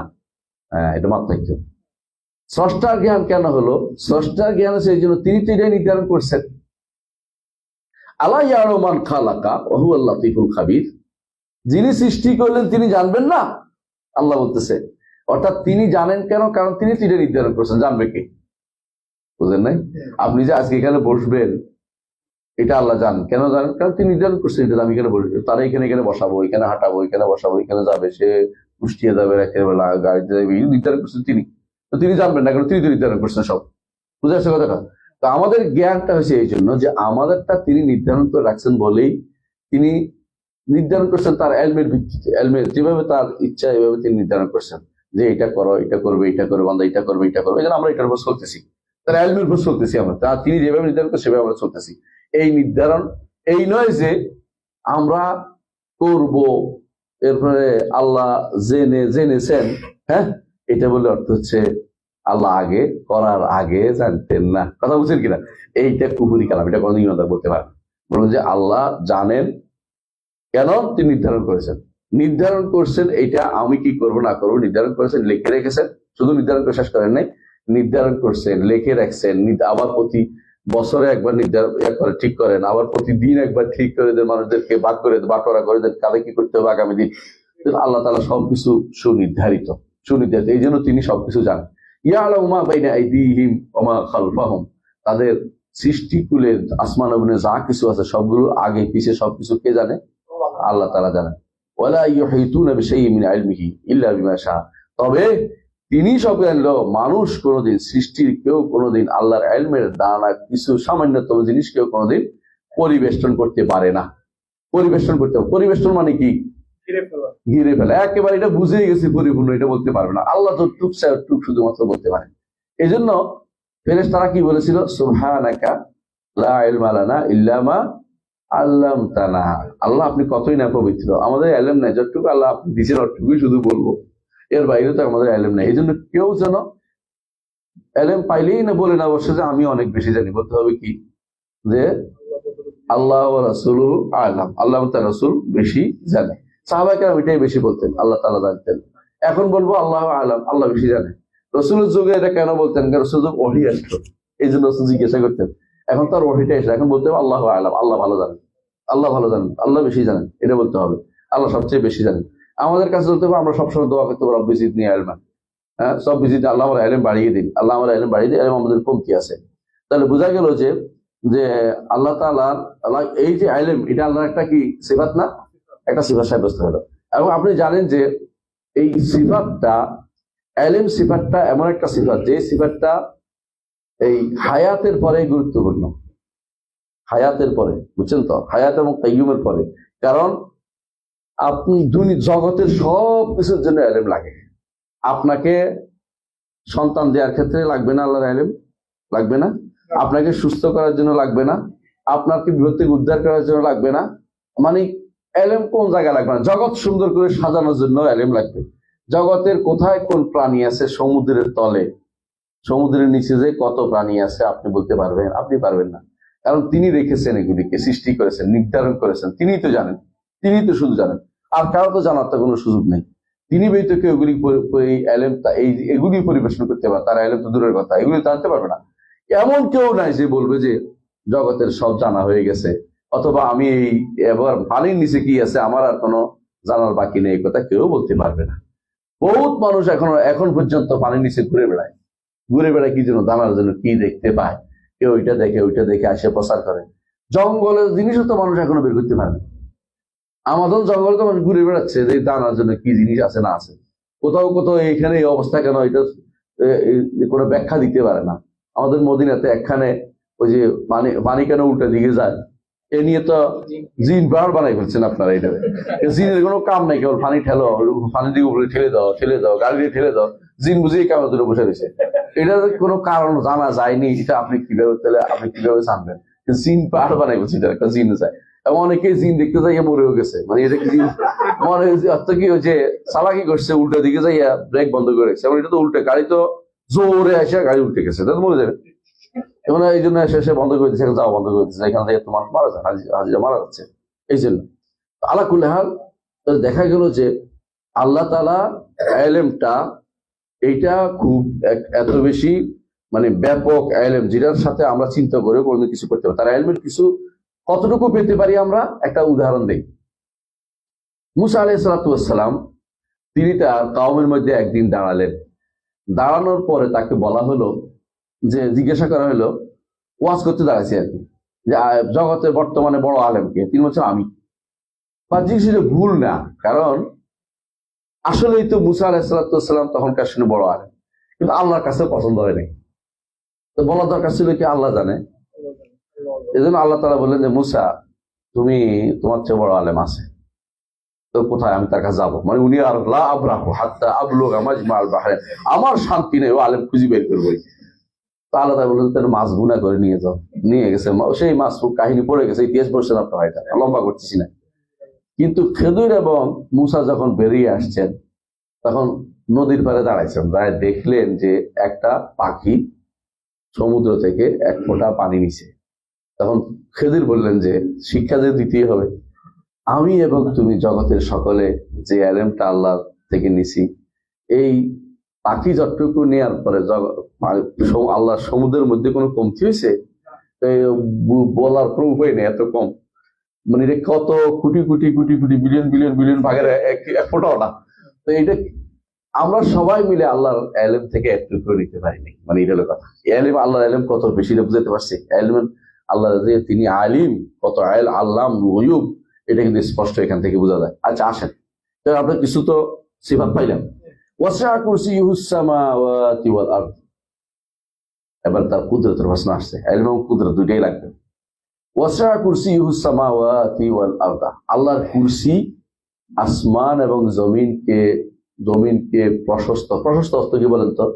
জায়গা হয়। এত বড় যে আল্লাহর কুরসি, আসমান এবং জমিন এর ভিতরে জায়গা হয়। হাদিসে আছে, রাসূলুল্লাহ সাল্লাল্লাহু আলাইহি ওয়াসাল্লাম বলেছেন যে আল্লাহর কুরসি এত বড় যে 7 আসমান 7 জমিন যদি কোনো আল্লাহর কুরসির মধ্যে রাখা হয়, তাহলে কি হবে? একটা 7টা দিরহাম পড়বে। দিরহাম বুঝেননি? আদলা আছে না এখন? আল্লাহর কুরসির ভিতরে এইটা একটা 7টা দিরহামের মতো পড়ে থাকবে। একটা বিস্তীর্ণ ভূমিতে 7টা দিরহাম যেমন পড়ে, সেরকম বিস্তীর্ণ, মানে একটা মরুভূমিতে একটা 7টা দিরহাম পড়ে গেলে আপনি কেমনে বুঝবেন? আল্লাহর কুরসির ভিতরে আসমান এবং জমিন গুলো এত ছোট। আসমান জমিন বুঝছেন নি? এখন যা যা আবিষ্কার করতেছে, এক একটা এত বড় এত বড় এত কোটি বড় করতেছে না, এগুলো আসমান জমিনের মাঝখানে। আসমান এবং জমিনের মাঝখানে একটা জিনিস যদি কোনো আপনি খেয়াল করেন, এমনি তাকাইলে দেখবেন যে পাহাড় এমনি খাড়া হয়ে রয়েছে, এমনি শোয়াই দিলে শুয়ে রয়েছে। মানুষ মাঝে মাঝে দেখা যায় ক্যামেরাতে কিন্তু মানুষদেরকে বোকা বানানো হয়, হ্যাঁ, যে খাড়া হাঁটতেছে, আসলে সে কিন্তু ওই শোয়া পৃথিবীর উপরে হাঁটতেছে, তো খাড়া দেখাচ্ছে। এটা বুঝে না কথাটা? সমস্ত জগৎটা একটা ডালার মতো, যত রকমের বাড়াক না কেন, এরা এবার এইটা করে ওইটা করে, এইটা সূর্যের ভিতরে সূর্যের অংশ, এটা সূর্য বাদে আরেকটা নক্ষত্রের অংশ, যত কিছুই করেন এগুলি ছোট জিনিস, ছোট জিনিস আল্লাহর দরবারে, এটা কত ছোট জিনিস। এগুলি সবগুলি আসমানের জমিনে যত মাঝখানে যা আছে এবং আসমানগুলো সবগুলি আল্লাহর কুরসির ভিতরে 7টা দিরহামের মতো, 7টা মুদ্রার মতো। এই 7টা মুদ্রা, এই জন্য বলছে ওয়াসিআ কুরসিয়ুস সামাওয়াতি ওয়াল আরদা, তার কুরসি আসমান এবং জমিন এই সবগুলিকে ঘিরে আছে, অর্থাৎ তার কুরসির ভিতরে এগুলি সব জায়গা হয়। তবে এটা বলেন না যে আমরা সব কুরসির ভিতরে আছি, এটা বলেন না, মানে হলো জায়গা হওয়া বোঝাচ্ছে, মানে আসমান এবং জমিন এটা আল্লাহর কুরসির ভিতরে জায়গা কতটুকু, একেবারেই ক্ষুদ্র হিসেবে জায়গা হয়। আল্লাহর কুরসি কত বড়, এই হচ্ছে আহলুস সুন্নাত ওয়াল জামাতের আকীদা যে কুরসি একটা কি সৃষ্ট জিনিস। কুরসি কি? ইবনে আব্বাস রাদিয়াল্লাহু আনহু বলেছেন, সহিহ বর্ণনাতে আসছে তার থেকে, তিনি বলেছেন কুরসি হচ্ছে মাওদুল কাদামাইর রব, রব্বুল আলামিনের পা রাখার জায়গা। কাল মিরকাতে ইলাল আরশে, আরশের উপর উঠা যেমন সিঁড়ি লাগে, সিঁড়ির মতো হচ্ছে কি কুরসি, সিঁড়ির মতো কি কুরসি হচ্ছে সেরকম। এটা কিসের সামনে? আরশের সামনে ফেলে রাখা ছোট্ট একটা জায়গা, আরশের সামনে ফেলে রাখা ছোট্ট একটা জায়গা। মানে এটা আরশ কত বড়, বল আরশ লা ইয়াখুদুহু কাদরু ইল্লাল্লাহ, আল্লাহ ব্যতীত কেউ জানে না আরশ কত বড়, আল্লাহ আরশ কত বড়। আর বুঝেন আল্লাহর ইয়ার ভিতরে, কুরসির ভিতরে ক্ষুদ্র জিনিস আমরা, হ্যাঁ, আর কুরসি হচ্ছে আরশের সামনে ক্ষুদ্র জিনিস। আরশ কত বড়, রব্বুল আলামিন তিনি তাকে আরশ বহন করে না, বুঝে আসছে কথাটা? সুতরাং এটা যেন মনে না করেন। দুর্ভাগ্যবশত কেউ কেউ কুরসিরে বলছে কুরসি অর্থ আলেম, এটা ভুল। কেন ভুল? এই তাফসির যারা করেছে ইচ্ছা করে তারা কি করেছে, বিভ্রান্তি তৈরি করেছে। এটা কখনো সহিহ প্রমাণ দেয় সাব্যস্ত করতে পারবে না। কুরসি অর্থ আলেম নয়, জ্ঞান নয়। কুরসি রাসূলুল্লাহ সাল্লাল্লাহু আলাইহি ওয়াসাল্লাম কুরসির বর্ণনা দিয়েছেন এবং বলেছেন কুরসি আরশের সামনে একটা বিশাল বিস্তীর্ণ জায়গার নাম, এবং বলছে আসমান জমিন জায়গা হয়। এবং ইবনে আব্বাস রাদিয়াল্লাহু আনহু বলেছেন আরশের সামনে সেটা কুরসিটা, এবং হাসরের দিন আল্লাহ তাআলা আরশ থেকে কুরসিতে নামবেন, হাদিসে আসছে। তাহলে বোঝা গেল কুরসি কোন অশরীরী জিনিস না, কুরসি একটা কি কুরসির এমন সৃষ্ট জিনিস, এটা বস্তু, এটা কোন ধারণার জিনিস নয় যে একটা এলেম বা যেটাকে বলা হয় কোন বস্তুহীন না, বস্তু না, এটা বস্তু, মানে বস্তুহীন জিনিস না। তো এইটা যারা বলছে এরা বলবে, যেটা কারা বলে? আশারি মাতুরিদীরা। কেন বলে? যাতে করে আশা সাব্যস্ত করতে না হয়, আশা না হলে আশার ভুটাই লাগে না, মানে চালাই করতেছে বসে বসে।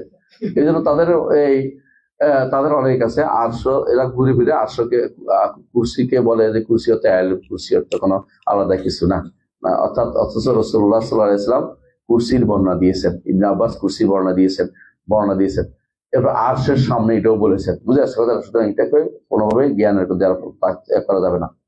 ওয়াসিআ কুরসিয়ুস সামাওয়াতি ওয়ালা ইয়াউদুহু হিফযুহুমা, আসমান জমিন হেফাজত করতে তার কোনো কষ্ট হয় না, আল্লাহর কোনো সামান্যতম কষ্ট হয় না। এই যে কেন কষ্ট হয় না, ওয়ালা ইয়াউদু, এটা একটা সিফা, লা ইয়াউদুহু হিফযুহুমা, কেন?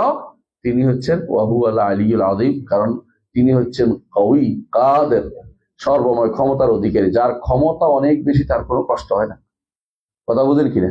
আপনি বালু কতগুলো, অথবা আপনি এটা উড়াইতে কষ্ট হয় না, বুঝলেন না? কারণ আপনি এটা ক্ষমতা আছে, কিন্তু পিঁপড়ার দেন তো এটা উড়াইতে, পিঁপড়ার খবর ইয়ে দেব, পিঁপড়া কাপ উড়াইতে পারবে না। কথা বুঝছেন তো? যেই আল্লাহ তাআলা আসমান এবং জমিনকে সংরক্ষণ করতে আল্লাহর কোনো কষ্ট হয় না। কি পাইলাম? গুণ পাইছি, সিফা। কি গুণ পাইছি? লা ইয়াউদু হিফযুহুমা, কারণ তিনি কাদের মতলব, তিনি কাউইয়ুন কাদিরুন। এই জন্য ইলম এবং কুদরত দুটোই আমরা এটার ভিতরে পেয়ে গেছি। একটু আগে ইলম পাইছি, এখন পাইছি কি? কুদরত। এটাও একটা গুণ আমরা পেয়ে গেলাম। তাহলে আল্লাহ তাআলার জন্য আরেকটি গুণ আমরা পেয়েছি, তাই না? আরেকটি গুণ পেয়েছি যে হিফযুহুম, আল্লাহ তাআলা হিফজ করেন, সংরক্ষণ করেন। আরেকটা গুণ 10 নম্বর গুণ পাইছি যে তিনি সংরক্ষণ করেন, হেফাজত করেন। কি? আসমান এবং জমিন এবং এর মধ্যে যা আছে সবকিছুকে হেফাজত করে আল্লাহ তাআলা, হেফাজত করে আল্লাহ তাআলা, হেফাজত করে। এটা একটা গুণ পেয়েছি। এর বলছেন ওয়া হুয়াল আলিয়্যুল আযীম, ওয়া হুয়াল আলিয়্যুল আযীম, আর তিনি আলী। আলী অর্থ তিনি উপরে, তিনি উপরে, তার পরিচয় তিনি নিজে দিচ্ছেন, তিনি উপরে। উপরে যত রকমের উপরে থাকতে পারে তত রকমের তিনি উপরে। 1 নম্বর উপরে হচ্ছে সত্তাগত ভাবে তিনি উপরে, তার উপরে আর কোনো কিছু নাই। একটু পরে আমরা হাদিস পড়বো ইনশাআল্লাহ সেটাতে, এবং কোরআনে কারিমে আল্লাহ তাআলা উল্লেখ করেছেন। 1 নম্বর কি, তিনি সত্তাগত ভাবে উপরে। 2 নম্বর হচ্ছে ক্ষমতার দিক থেকে উপরে, তার চেয়ে বড় ক্ষমতা আর কা থাকতে পারে, কারণ নাই। 3 নম্বর হচ্ছে তিনি উপরে মর্যাদার দিক থেকে সবার উপরে, তার মর্যাদার কাছে কারো মর্যাদা খুঁজতে পারবে না। আচ্ছা, আর কোনো দিক কি বাকি আছে? নাই। উপরের জন্য এটা হচ্ছে 3টা দিক মনে করা হয়। কোনো কিছু উপরে, যে কোনো জিনিসকে বলেন না, আপনি কি বলেন, উনি আমার উপরে বসবাস করে, এটা ঠিক মাথার উপরে, কথা বুঝেন না? আরেকটা বলেন যে আর তার জায়গায় পৌঁছতে আমার বিশাল ব্যাপার, তো কি তার মর্যাদা আমি কোনোদিন পৌঁছতে পারবো না। অথবা বলেন যে আরে এটা তো উপরের তলা, উপরের লোকদের কাজ, অত কি ক্ষমতাসীনদের কাজ, আমাদের কাজ উপরের তলা লোকদের কাজ। তাহলে বোঝা গেল যে আপনি যত রকমের বলেন 3 রকমের রূপ পাবেন জগতে, 3 রকমের উপরে পাবেন। একটা কি, একটা হলো সত্তাগত উপর, একটা হলো মর্যাদাগত, একটা হলো ক্ষমতাগত। এই 3টাই আল্লাহর জন্য সাব্যস্ত করতে হবে, কোনোটাই নিচে সাব্যস্ত করতে পারবেন না। কারণ আপনি বলেন তো, আমি আবু হানিফা রহমতুল্লাহ সে বক্তব্যটা মনে করি আপনার দিচ্ছি, অনেকে মনে করে যে আল্লাহ তাআলাকে সত্তাগত উপরে কেন করবেন, এই জন্য আপনার ইমামই বলছে, আবু হানিফা রহমতুল্লাহ আলাইহি বলতেছেন, ওয়ালাইসাল আসফালু মিন ওয়াসফির রুবুবিয়্যাতি বিশাই, নিচে থাকা রবের গুণ হইতে পারে না, নিচে থাকা রবের গুণ হইতে পারে না। তারপর তিনি দলিল দিয়েছেন আর রহমানু আলাল আরশি ইস্তাওয়া। এই কথা বললে বলা যে এই বই তো শুদ্ধ নেই, আবু হানিফার বই নেই এখন, মানে যখন এইটার কারণে শুধু আবু হানিফার বই নেই, এটা কেন এইটা বললে তো আমাদের সব এতদিনের জারি জুরি সব শেষ হয়ে গেছে, একটা কথা সব শেষ। আল্লাহ উপরে, এটা বললে তো আর সহ্য করতে পারতেছে না, বুঝে আসছে? হ্যাঁ, দেখলাম বাংলাদেশের এক বড় মুফতি তার ছেলের বিরুদ্ধে লেগে গেছে, ছেলেরাও কাপড় বানিয়ে করতেছে, মানে আশ্চর্য। ছেলে কিছুটা সহি আকিদে আসছে দেখা বাবার আর ঘুম আরাম হয়ে গেছে, বাবা নিজেদের বিভ্রান্তিতে আছে, তারা কেমনি কই, মানে হ্যাঁ। আচ্ছা, জর্দা করে আপনারা বুঝছেন, জর্দা করি তো এরা এই জাতীয়, আমরা কিন্তু তার নাম বলতেছি না, তাই না? আর বলি না তো, এমনিতে নাম বলার দোষ আছে আমার, এই জন্য বলি না, বন্ধ করে দিচ্ছি। আপনারা বুঝলে গেলে আমার কিছু করার নেই। তো এখন এই লোকে তার ছেলের পর্যন্ত পারে না কাফের কইতে, চিন্তা করে দেখেন, মানে কাফের কইয়ে ফেলতে ছেলের পর্যন্ত। কেন? সে কেন বিশুদ্ধ আকীদা ও মানহাজের কথা বলেছে, আবু হানিফা রাহমাতুল্লাহর কথা বলেছে। সে কিন্তু মানে আমাদের মতো মদিনা ইউনিভার্সিটি পড়ে আসেনি, তারপরেও আল্লাহ তাআলা হয়তো তাকে হেদায়েতের পথে রাখছেন দেখে সে তার বাবা সহ্য করতে পারতেছে না। তার দুনিয়া এরকমই ভাই, মানে আকীদা এমন এক জায়গা যেখানে বাবা ছেলের শত্রু হয়, ছেলে বাবার শত্রু হয়ে যায়। কারণ বিশুদ্ধ আকীদা হচ্ছে আল্লাহর বড় নেয়ামত না পাইলে কি হয়, বদরের যুদ্ধ হইয়া যায়, না পাইলে বদরের যুদ্ধ হয়ে যায়। বদরের যুদ্ধের মূল কারণ হচ্ছে আকীদা। কারণ আপনারা ভালো করে জানেন, বদর যুদ্ধ পর্যন্ত কি ফরজ হয় নাই, যাকাত ফরজ হয় নাই, সওম ফরজ হয় নাই, মানে অনেক কিছুই ফরজ, সওম শুরু হয়েছে মাত্র, সওম শুরু হয়েছিল, সরি, অনেক কিছু ফরজ হয় নাই, হজ ফরজ হয় নাই, হ্যাঁ অনেক কিছু। কিন্তু এই বদর যুদ্ধে বলছি সে সময় কেন, মূল ছিল আকীদা। ওরা মারতে আসছে, ওরা বাঁচতে যাচ্ছে, এটা পার্টিকুলার। জি, এরপরে আসেন কি বলছে, ওয়ালা ওহুয়াল আলিয়ুল আযীম। তারপরে কি আযীম, তিনি আযীম কি হিসাবে, সর্বদিক থেকে তিনি আযীম। আজমত, তার মহত্ব, বড়ত্ব কোনো দিক থেকে কম না। দুনিয়াতে যত আজমত আপনি কল্পনা করতে পারেন, আমার রব তার থেকেও বড়।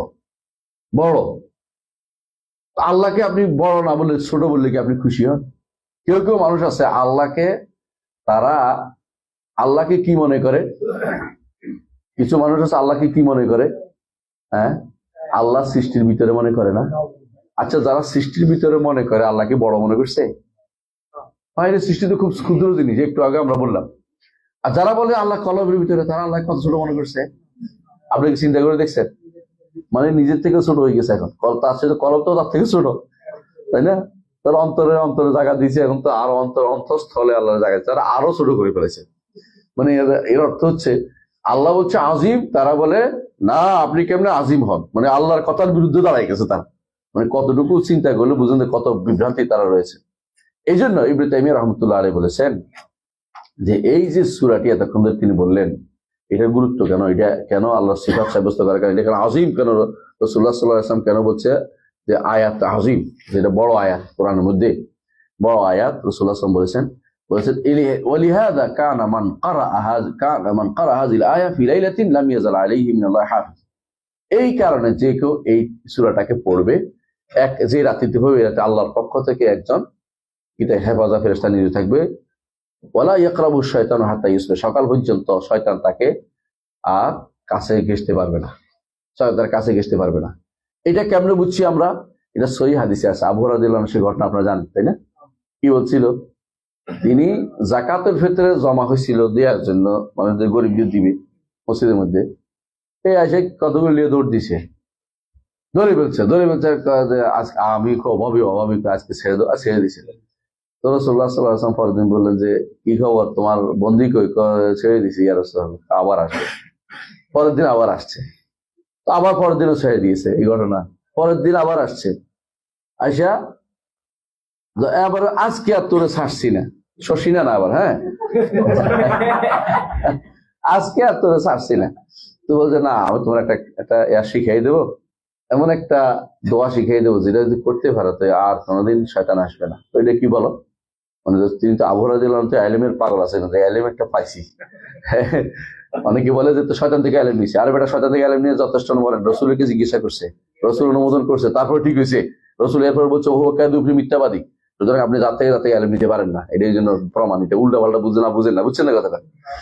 তো তারপরে রাসূলুল্লাহ সাল্লাল্লাহু আলাইহি ওয়াসাল্লাম বলেন যে কি বলছো তোমাকে? কয় যে আমাকে বলছে যে এই যদি এটা পড়ি, আয়াতুল কুরসি পড়ি, তাহলে শয়তান আর ঘেসবে না আমার কাছে। সদাকা, তোমার সে সত্য বলেছে, ওহু কাযুব, সে মিথ্যাবাদী, সে মিথ্যাবাদী। কথা বুঝে আসছে? তাহলে যে কেউ দুনিয়ার বুকে যে সমস্ত মানহাজ ত্রুটি আছে, মানহাজ ত্রুটি বলতে হবে রসুলের মানহাজ, এটা রসুলের বেশি খেয়ে দিছে, সে সত্য বললো, এটা তোমাকে সত্য বলছে, সে মিথ্যাবাদী। সে তো আকিদা ঠিক নেই, কিন্তু দুই একটা ভালো বলছে আর কি, বুঝেন নাই? পাগড়িওয়ালা মাঝে মধ্যে, সবুজ পাগড়িওয়ালা মাঝে মধ্যে কিছু কথা কয়ে আপনাদেরকে তাক লাগাই দেয়, কিন্তু সে তো আকিদা নষ্ট, সে তো মানুষ তাকফির করে। ইবনে তাইমিয়া সে তত খারাপ কথা বলে, শুনছেন না? নাউযুবিল্লাহ। ইমানদার এগুলো সহ্য করে কি করে? কিন্তু আপনার তো মাঝে মধ্যে একটা পাইয়ে খুশি হয়ে গেছেন, আর খবর নাই মাঝখান দিয়ে আপনার কাপড় চোপড় খুলে হয়ে গেছে গা, মাথা টুপি দিছে গেছে, খুশি হয়ে গেছে। এর সবগুলি এরকম, মানে এগুলি এই জন্য যেগুলি বিভ্রান্ত বলতে হবে আপনাকে। হ্যাঁ, তার ভালো কথা যদি হয় দরকার হলে বলবেন, দরকার হলে বলবেন। রসুলও নাই, দরকার বলার মতো আর জায়গাও আমাদের নাই। কথা বলছেন কিনা? যদি ভালো কথা হয় কোরআনে পাইবেন, হাদিসে পাইবেন, ইমামরা পাইবেন। আর ভালো কথা সে কোথেকে বানিয়ে গেছে নাকি? মানে এলিমের দরকার নেই আমার। বোঝা গেল বেদাতির থেকে কোনো এলিম নেওয়ার দরকার নাই। তাহলে রসুলের যোগে নিষেধ, রসুল সত্যায়ন করার সুযোগ আছে। সত্য বলছে না বলছে, রসুলের কাছে গেছে, রসুল সত্য করে দিছে, আমার কার কাছে যাবো? আমাদের কার কাছে যাওয়ার জায়গা নেই। আমরা কেউ বলতে পারবে যে এটা এখন এটা সত্য না সত্য, এটা এই শয়তান একটা কথা বলছে, এটা কার কাছে যাবো? এখন আমরা থাকতে পারবো না, জায়গা নাই। আমাদেরকে যথেষ্ট। আলিয়মা আকমালতু লাকুম দীনাকুম ওয়া আতমামতু আলাইকুম নিয়ামাতি। আর রসুলের যুগটা হচ্ছে তাশরির যুগ, তাশরির যুগ, শরীয়ত প্রবর্তনের যুগ। সেখানে আল্লাহ এমন ভাবে ঘটনা ঘটাবেন যাতে একটা আয়াত নাজিল করতে পারেন, এমন ভাবে ঘটনা ঘটাবেন যাতে একটা হাদিস বর্ণনা করতে পারেন। এটা এখন আর নাই। রসুলের যুগের ওই ঘটনা ঘটার যে ঘটনা, এগুলির উপর কি আজকে এখন চলবে না, কথা বুঝছো কিনা? মানে রসুলের যুগে কোনো একটা ঘটনা ঘটাইয়া আল্লাহ তাআলা একটা আয়াত নাজিল করেন। আপনি একটা ঘটনা ঘটাইয়া এখন কি আয়াত নাজিল হইব? তাহলে আপনি এই ঘটনা ঘটাই না, আপনি যেটা ওই রসুল অনুসরণ করে চলেন। বুঝতে পারছি। অনেকে এটা না বুঝার কারণে কয় যে এই তো শয়তান থেকেও এলেম নিছে। না, শয়তান থেকে এলেম নেয় নাই, শয়তান থেকে এলেমটা পরীক্ষা করে নিছে, পরীক্ষা করছে, রাসূল থেকে অনুমোদন করাই নিছে। এর আমরা অনুমোদনের জায়গা নেই। আর আপনাকে মাস্ট কোরআন এবং সুন্নাহর ভিতরে থাকতে হবে। তথাকথিত বিভ্রান্তি কোনো লোক থেকে কোনো এলেম নিতে পারবে না। বুঝতে পারছি? জি, এটা খেয়াল রাখতে হবে আপনাকে। তাহলে বোঝা গেল যে রাসূলুল্লাহ সাল্লাল্লাহু আলাইহি ওয়াসাল্লাম এইটাকে কি বলেছেন? বড় আয়াত এবং হেফাজত করা একটা বড় জিনিস বলেছেন। কেন বলেছেন? কারণ এটা আসলেই বড় আয়াত। যে ব্যক্তি আল্লাহর নাম এবং গুণের সাথে থাকবে, যত বেশি আলোচনা করবে তত বেশি সে আল্লাহকে ভালোবাসবে এবং শয়তান ওয়াসওয়াস থেকে বাঁচতে পারবে এবং কুফর এবং শিরিক থেকে বাঁচতে পারবে। এই যে নাম গুণের বিষয়টা খুবই গুরুত্বপূর্ণ। তো আমরা একটুকু পড়লাম, আর একটি আয়াত পড়ি নাকি? সমস্যা শেষ গেছে না? আছে? আচ্ছা, আর কিছু আয়াত পড়ি। আরেকটি আয়াত, ওয়া কাউলিহি তাআলা ওয়া কাউলি সুবহানাহু। ইবনে তাইমিয়া রাহমাতুল্লাহ বলেছেন ওয়া কাউলি সুবহানাহু। অনুরূপভাবে আমরা কি আলোচনা করতেছি? একটি আয়াত, একটি হাদিস পড়বো, অনেকক্ষণ আয়াত পড়বে, অনেকক্ষণ হাদিস পড়বে। ইবনে তাইমিয়া এরকম, সুবহানাল্লাহ। মনে হয় যেন আল্লাহ তাআলা ওনাকে এলেম, কোরআন এবং আয়াতের যে ভান্ডার দিচ্ছে, এটা অনবরত বের হচ্ছে, অনবরত। তো তিনি বলতেছেন যে আল্লাহ সিফাতের যে আল্লাহ তাআলা তার গুণাবলী বর্ণনা করছে, প্রথমে দিচ্ছেন কি ইখলাস, সূরাতুল ইখলাস, তারপর দিচ্ছে আয়াতুল কুরসি। এরপরে একটা একটা করে আয়াত দিচ্ছেন যে কয়টা সিফাত দেখবেন। ওয়া কাউলি সুবহানাহু, অনুরূপভাবে আল্লাহর বাণী, ওয়া তাওয়াক্কাল আলাল হাইয়্যিল লাযী লা ইয়ামুত, আর আপনি ভরসা করুন, কাকে বলছে? মুহাম্মদ রাসূলুল্লাহ সাল্লাল্লাহু আলাইহি ওয়াসাল্লামকে। আলাল হাইয়্য আল্লাযী লা ইয়ামুত, ওই আল্লাহর উপর যিনি চিরঞ্জীব। তো চিরঞ্জীব আল্লাহ একটা কি গুণ এবং নামও, আমরা বলছি না আল্লাহর নামগুলি সব গুণ সমৃদ্ধ, নামগুলি সব গুণ সমৃদ্ধ, এই জন্য হায়াত তার গুণ, এই জন্য হ্যাঁ হাই আল্লাযী লা ইয়ামুত, যিনি মারা যাবেন না, যিনি মারা যাবেন না। বুঝে আসছে? তো বোঝা গেল যে লা ইয়ামুত বলা যাবে হাইয়ের বিপরীত থাকার কারণে, নাহলে শুধু লা ইয়ামুতুল্লাহ, আল্লাহ মরে না, এটা কোনো কথাই হলো না। যেহেতু হাই বলছে এই জন্য আল হাই আল্লাযী লা ইয়ামুত, তিনি এমন এক চিরঞ্জীব যিনি কোনোদিন মারা যাবেন না। ওয়াল ইনসু ওয়াল জিন্নু ইয়ামুতুন, রাসূলুল্লাহ সাল্লাল্লাহু আলাইহি ওয়াসাল্লাম হাদিসের ভিতরে আসছে, আর মানুষ এবং জিনরা মারা যাবে। এটা হাদিসের অংশ, এই অংশ হাদিসের অংশ, এটা কোরআন আয়াত। তাহলে বোঝা গেল এখানে কয়টা সিফাত আসছে? হায়াত, হ্যাঁ, আল হাইয়্যুল লাযী লা ইয়ামুত, হায়াত একটা সিফাত আসছে, আর লা ইয়ামুতু একটা নেগেটিভ সিফাত আসছে, পজিটিভ নেগেটিভ সিফাত আসছে। এটা একটা পজিটিভ সিফাত আসছে আমাদের কাছে একটা, যেটা কি হায়াত। আলহামদুলিল্লাহ, এটা আমরা বুঝতে পারছি। আর হায়াত কেন মারা যাবেন না? কারণ পরিপূর্ণ হায়াত হইলে আর মৃত্যুর প্রশ্ন আসে না, পরিপূর্ণ হায়াত হলে মৃত্যুর প্রশ্ন আসে না। বুঝে আসছে? এই জন্য যখন জান্নাতীরা জান্নাতে প্রবেশ করবে, জাহান্নামীরা জাহান্নামে যাবে, মৃত্যুকে তখন জবাই করে দেওয়া হবে, যাতে করে আর মারা না যায়। এই জন্য তখন হাদিসে আছে, রাসূলুল্লাহ সাল্লাল্লাহু আলাইহি ওয়াসাল্লাম বলেছেন যে একটা ছাগলের শুরুতে নিয়ে আসে মৃত্যুকে, জান্নাত এবং জাহান্নামের মাঝখানে জবাই করে বলা হবে, ইয়া আহলাল জান্নাতে খুলুদুন ফালা ফালা ফালা মাউত, হে জান্নাতীরা চিরস্থায়ী ভাবে থাকো, আর মরবা না। ইয়া আহলান নারে, হে জাহান্নামীরা খুলুদুন ফালা ফাউত, তোমরা চিরস্থায়ী ভাবে জাহান্নামে থাকবে, ফালা ফাউত, এখান থেকে পালানোর কোনো জায়গা পাবে না। মরা তো দূরের কথা, পালানোর জায়গা নেই, আর পালাইতে পারবে না, অনেকের ভিতরে আপনার আটকে থাকতে হবে। তো বোঝা গেল যে হায়াত এটা আল্লাহর একটি গুণ, এমন এক গুণ আল হায়াত। এটা কোন বান্দার, এটা বান্দা যদি কোনো একটা হায়াত পায় না, বাংলা আমি একটু জীবন আছে না, এটা একেবারেই আল্লাহ প্রদত্ত, আল্লাহ প্রদত্ত।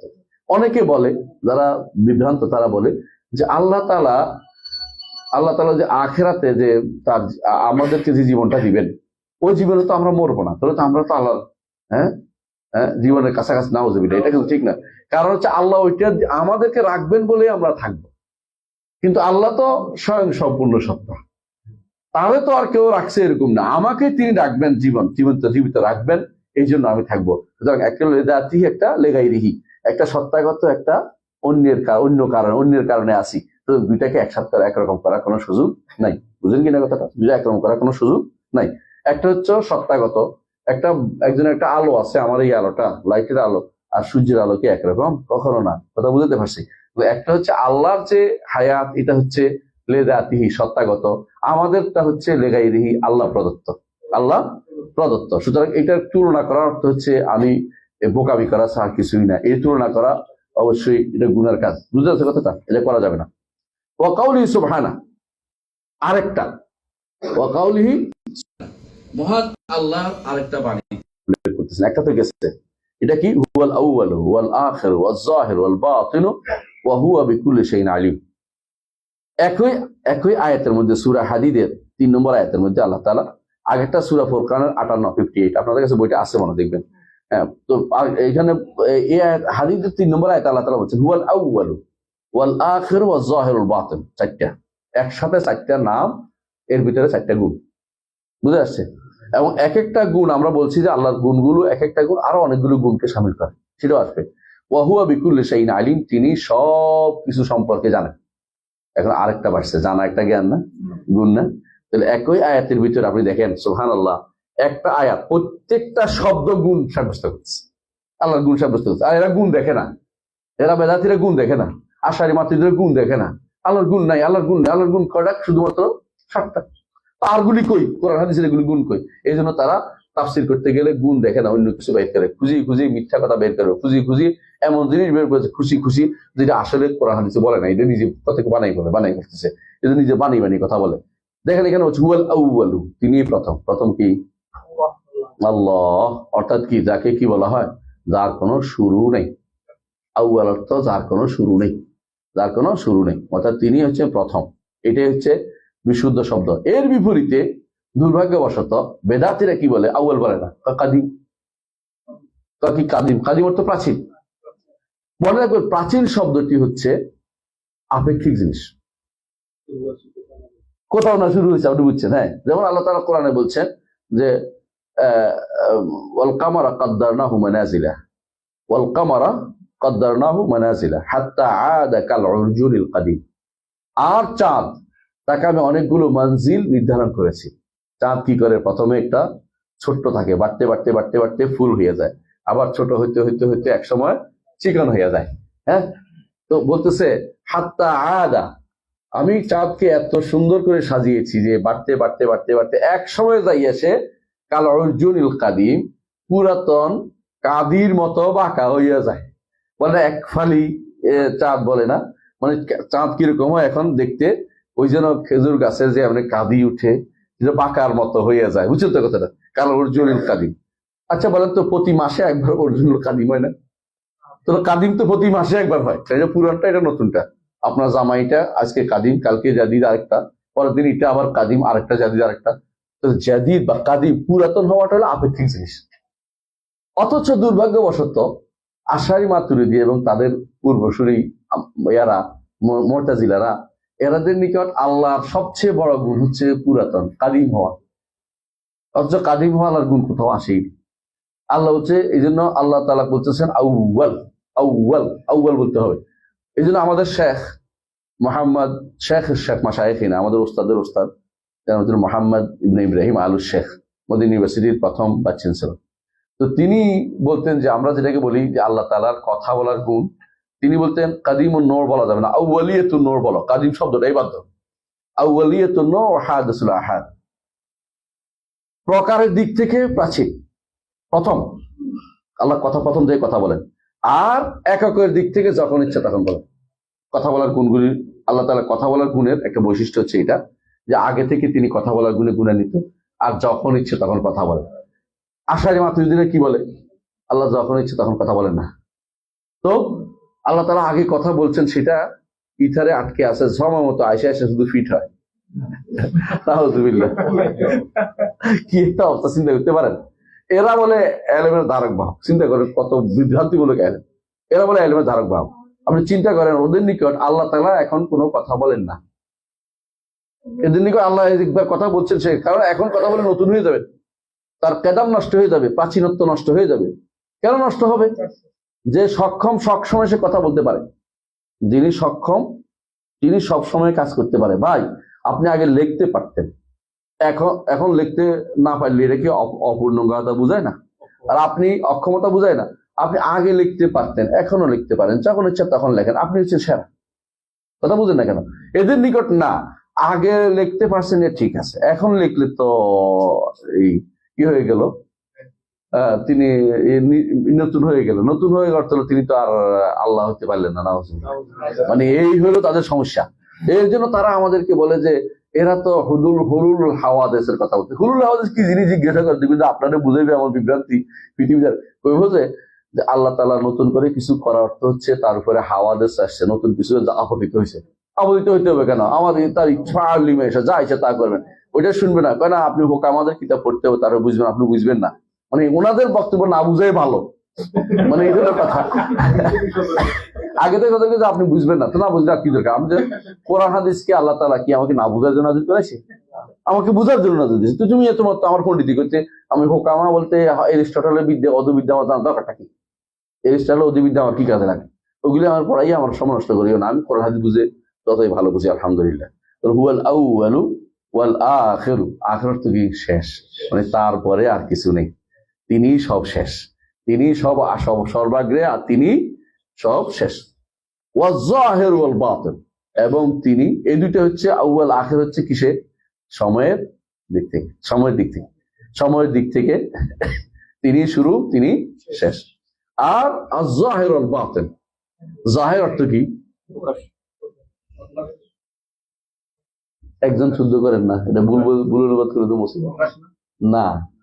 এই যাহির অর্থ প্রকাশ্য না। যাহির তো প্রকাশ্য আছে, কিন্তু এটা যাহির তো প্রকাশ্য না কেন, এটা বলবো একটু পরে। রাসূলের হাদিস দিয়ে ব্যাখ্যা যেটা, এটা সবচেয়ে উত্তম ব্যাখ্যা না কোরআনে? আর কোরআনের ব্যাখ্যা কোরআন দিয়ে দিতে হয়। কোরআনে কারীমের সূরা কাহাফের 97 নম্বর আয়াত, কত নম্বর আয়াত? 97, মুখস্থ রাখবেন। 97 নম্বরে আল্লাহ তাআলা বলছেন, ফামাসতাতাউ আন ইয়াজহারু ওয়া মাসতাতাউ লাহু নাকবা। যুলকারনাইন এত করে বাঁধে দিছে দুই পাহাড়ের মাঝখানে রাস্তাটাকে, যে এরা ইয়াজুজ মাজুজ আর এটার উপরে উঠতে পারে না, ছিদ্র করতে পারে না, বের হতে পারে না। এখন অনেকে বলে যুলকারনাইন কোথায়, কোথায়, ইয়াজুজ মাজুজ কোথায়, বের হলে তো শেষ। খুঁজি বের করার দরকার না, তোরা চুপ করে থাকা আল্লাহর রাস্তায়। এটাই বিশ্বাস কর যে আছে, এটাই মেনিয়েতে জিনিস। কোরআন বলছে এটা সত্য। তোরা এখন খুঁজি বের করতে গেলে তো শেষ করে ফেলবে আমাদেরকে, আমরা থাকতে পারবো, বাঁচতে পারবো না। কারণ এরা বের হইয়া সব ভেঙে, মানে সব চূর্ণমূর্ণ করে ফেলবে, লন্ডভন্ড করে ফেলবে সব। তো ফামাসতাতাউ আন ইয়াজহারু ওয়া মাসতাতাউ লাহু নাকবা। আল্লাহ তাআলা বলছেন ফামাসতাতাউ আন ইয়াজহারু, তারা উপরে উঠতে পারে নাই। বুঝছেন তো কথাটা?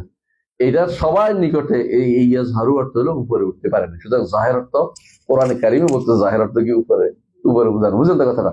সব জায়গাতে একই অর্থ হয় না, কোরআনের এক জায়গাতে আরেক জায়গায় স্পষ্ট করে দেয় কি অর্থ হবে এখানে। এইখানে হুয়াল আউয়ালু ওয়াল আখিরু, তিনি প্রথম, তিনি শেষ। আর জাহের, তিনি সবার উপরে, সবার উপরে। বুঝে আসছে? ওয়াল বাতিন, এবং তিনি বাতিন। এই বাতিন নিয়ে হচ্ছে সবার সমস্যা। বাতিন মানে কি? তিনি তো বাতিনি দরজা, বাতিনি ফেরকা, বাতিনি এটা, বাতিনি যত কিছু, বাতিনি তাফসীর সব করে ফেলতেছে। কিন্তু এই বাতিন অর্থ কি আসলে? বাতিন শব্দের অর্থ হচ্ছে তিনি সবচেয়ে কাছের জিনিসও তার কাছে গোপন থাকে না, নিকটে। অর্থাৎ তিনি উপরে থেকে, এই জন্য সালেহিন বলতেন এটা হুয়া দনু মিন খালকিহি মা উলুহি, উপরে থাকার পরেও সৃষ্টির নিকটে তার চোখের থেকে কোনো কিছু বাদ যায় না।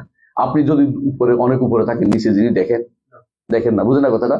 তো একটার বিপরীতে একটা হচ্ছে উপরের স্থানে থাকার পর নিচের স্থানের কোনো কিছু তার চোখ থেকে তার চোখ এড়ায় না, তার চোখ এড়ায় না। কারণ আল্লাহ তো চোখ আছে, আমরা ইমান রাখি, এই জন্য বলতেছি তার চোখ এড়ায় না। এটা হচ্ছে এই বাতিনের অর্থ। বুঝে আসছে কথাটা?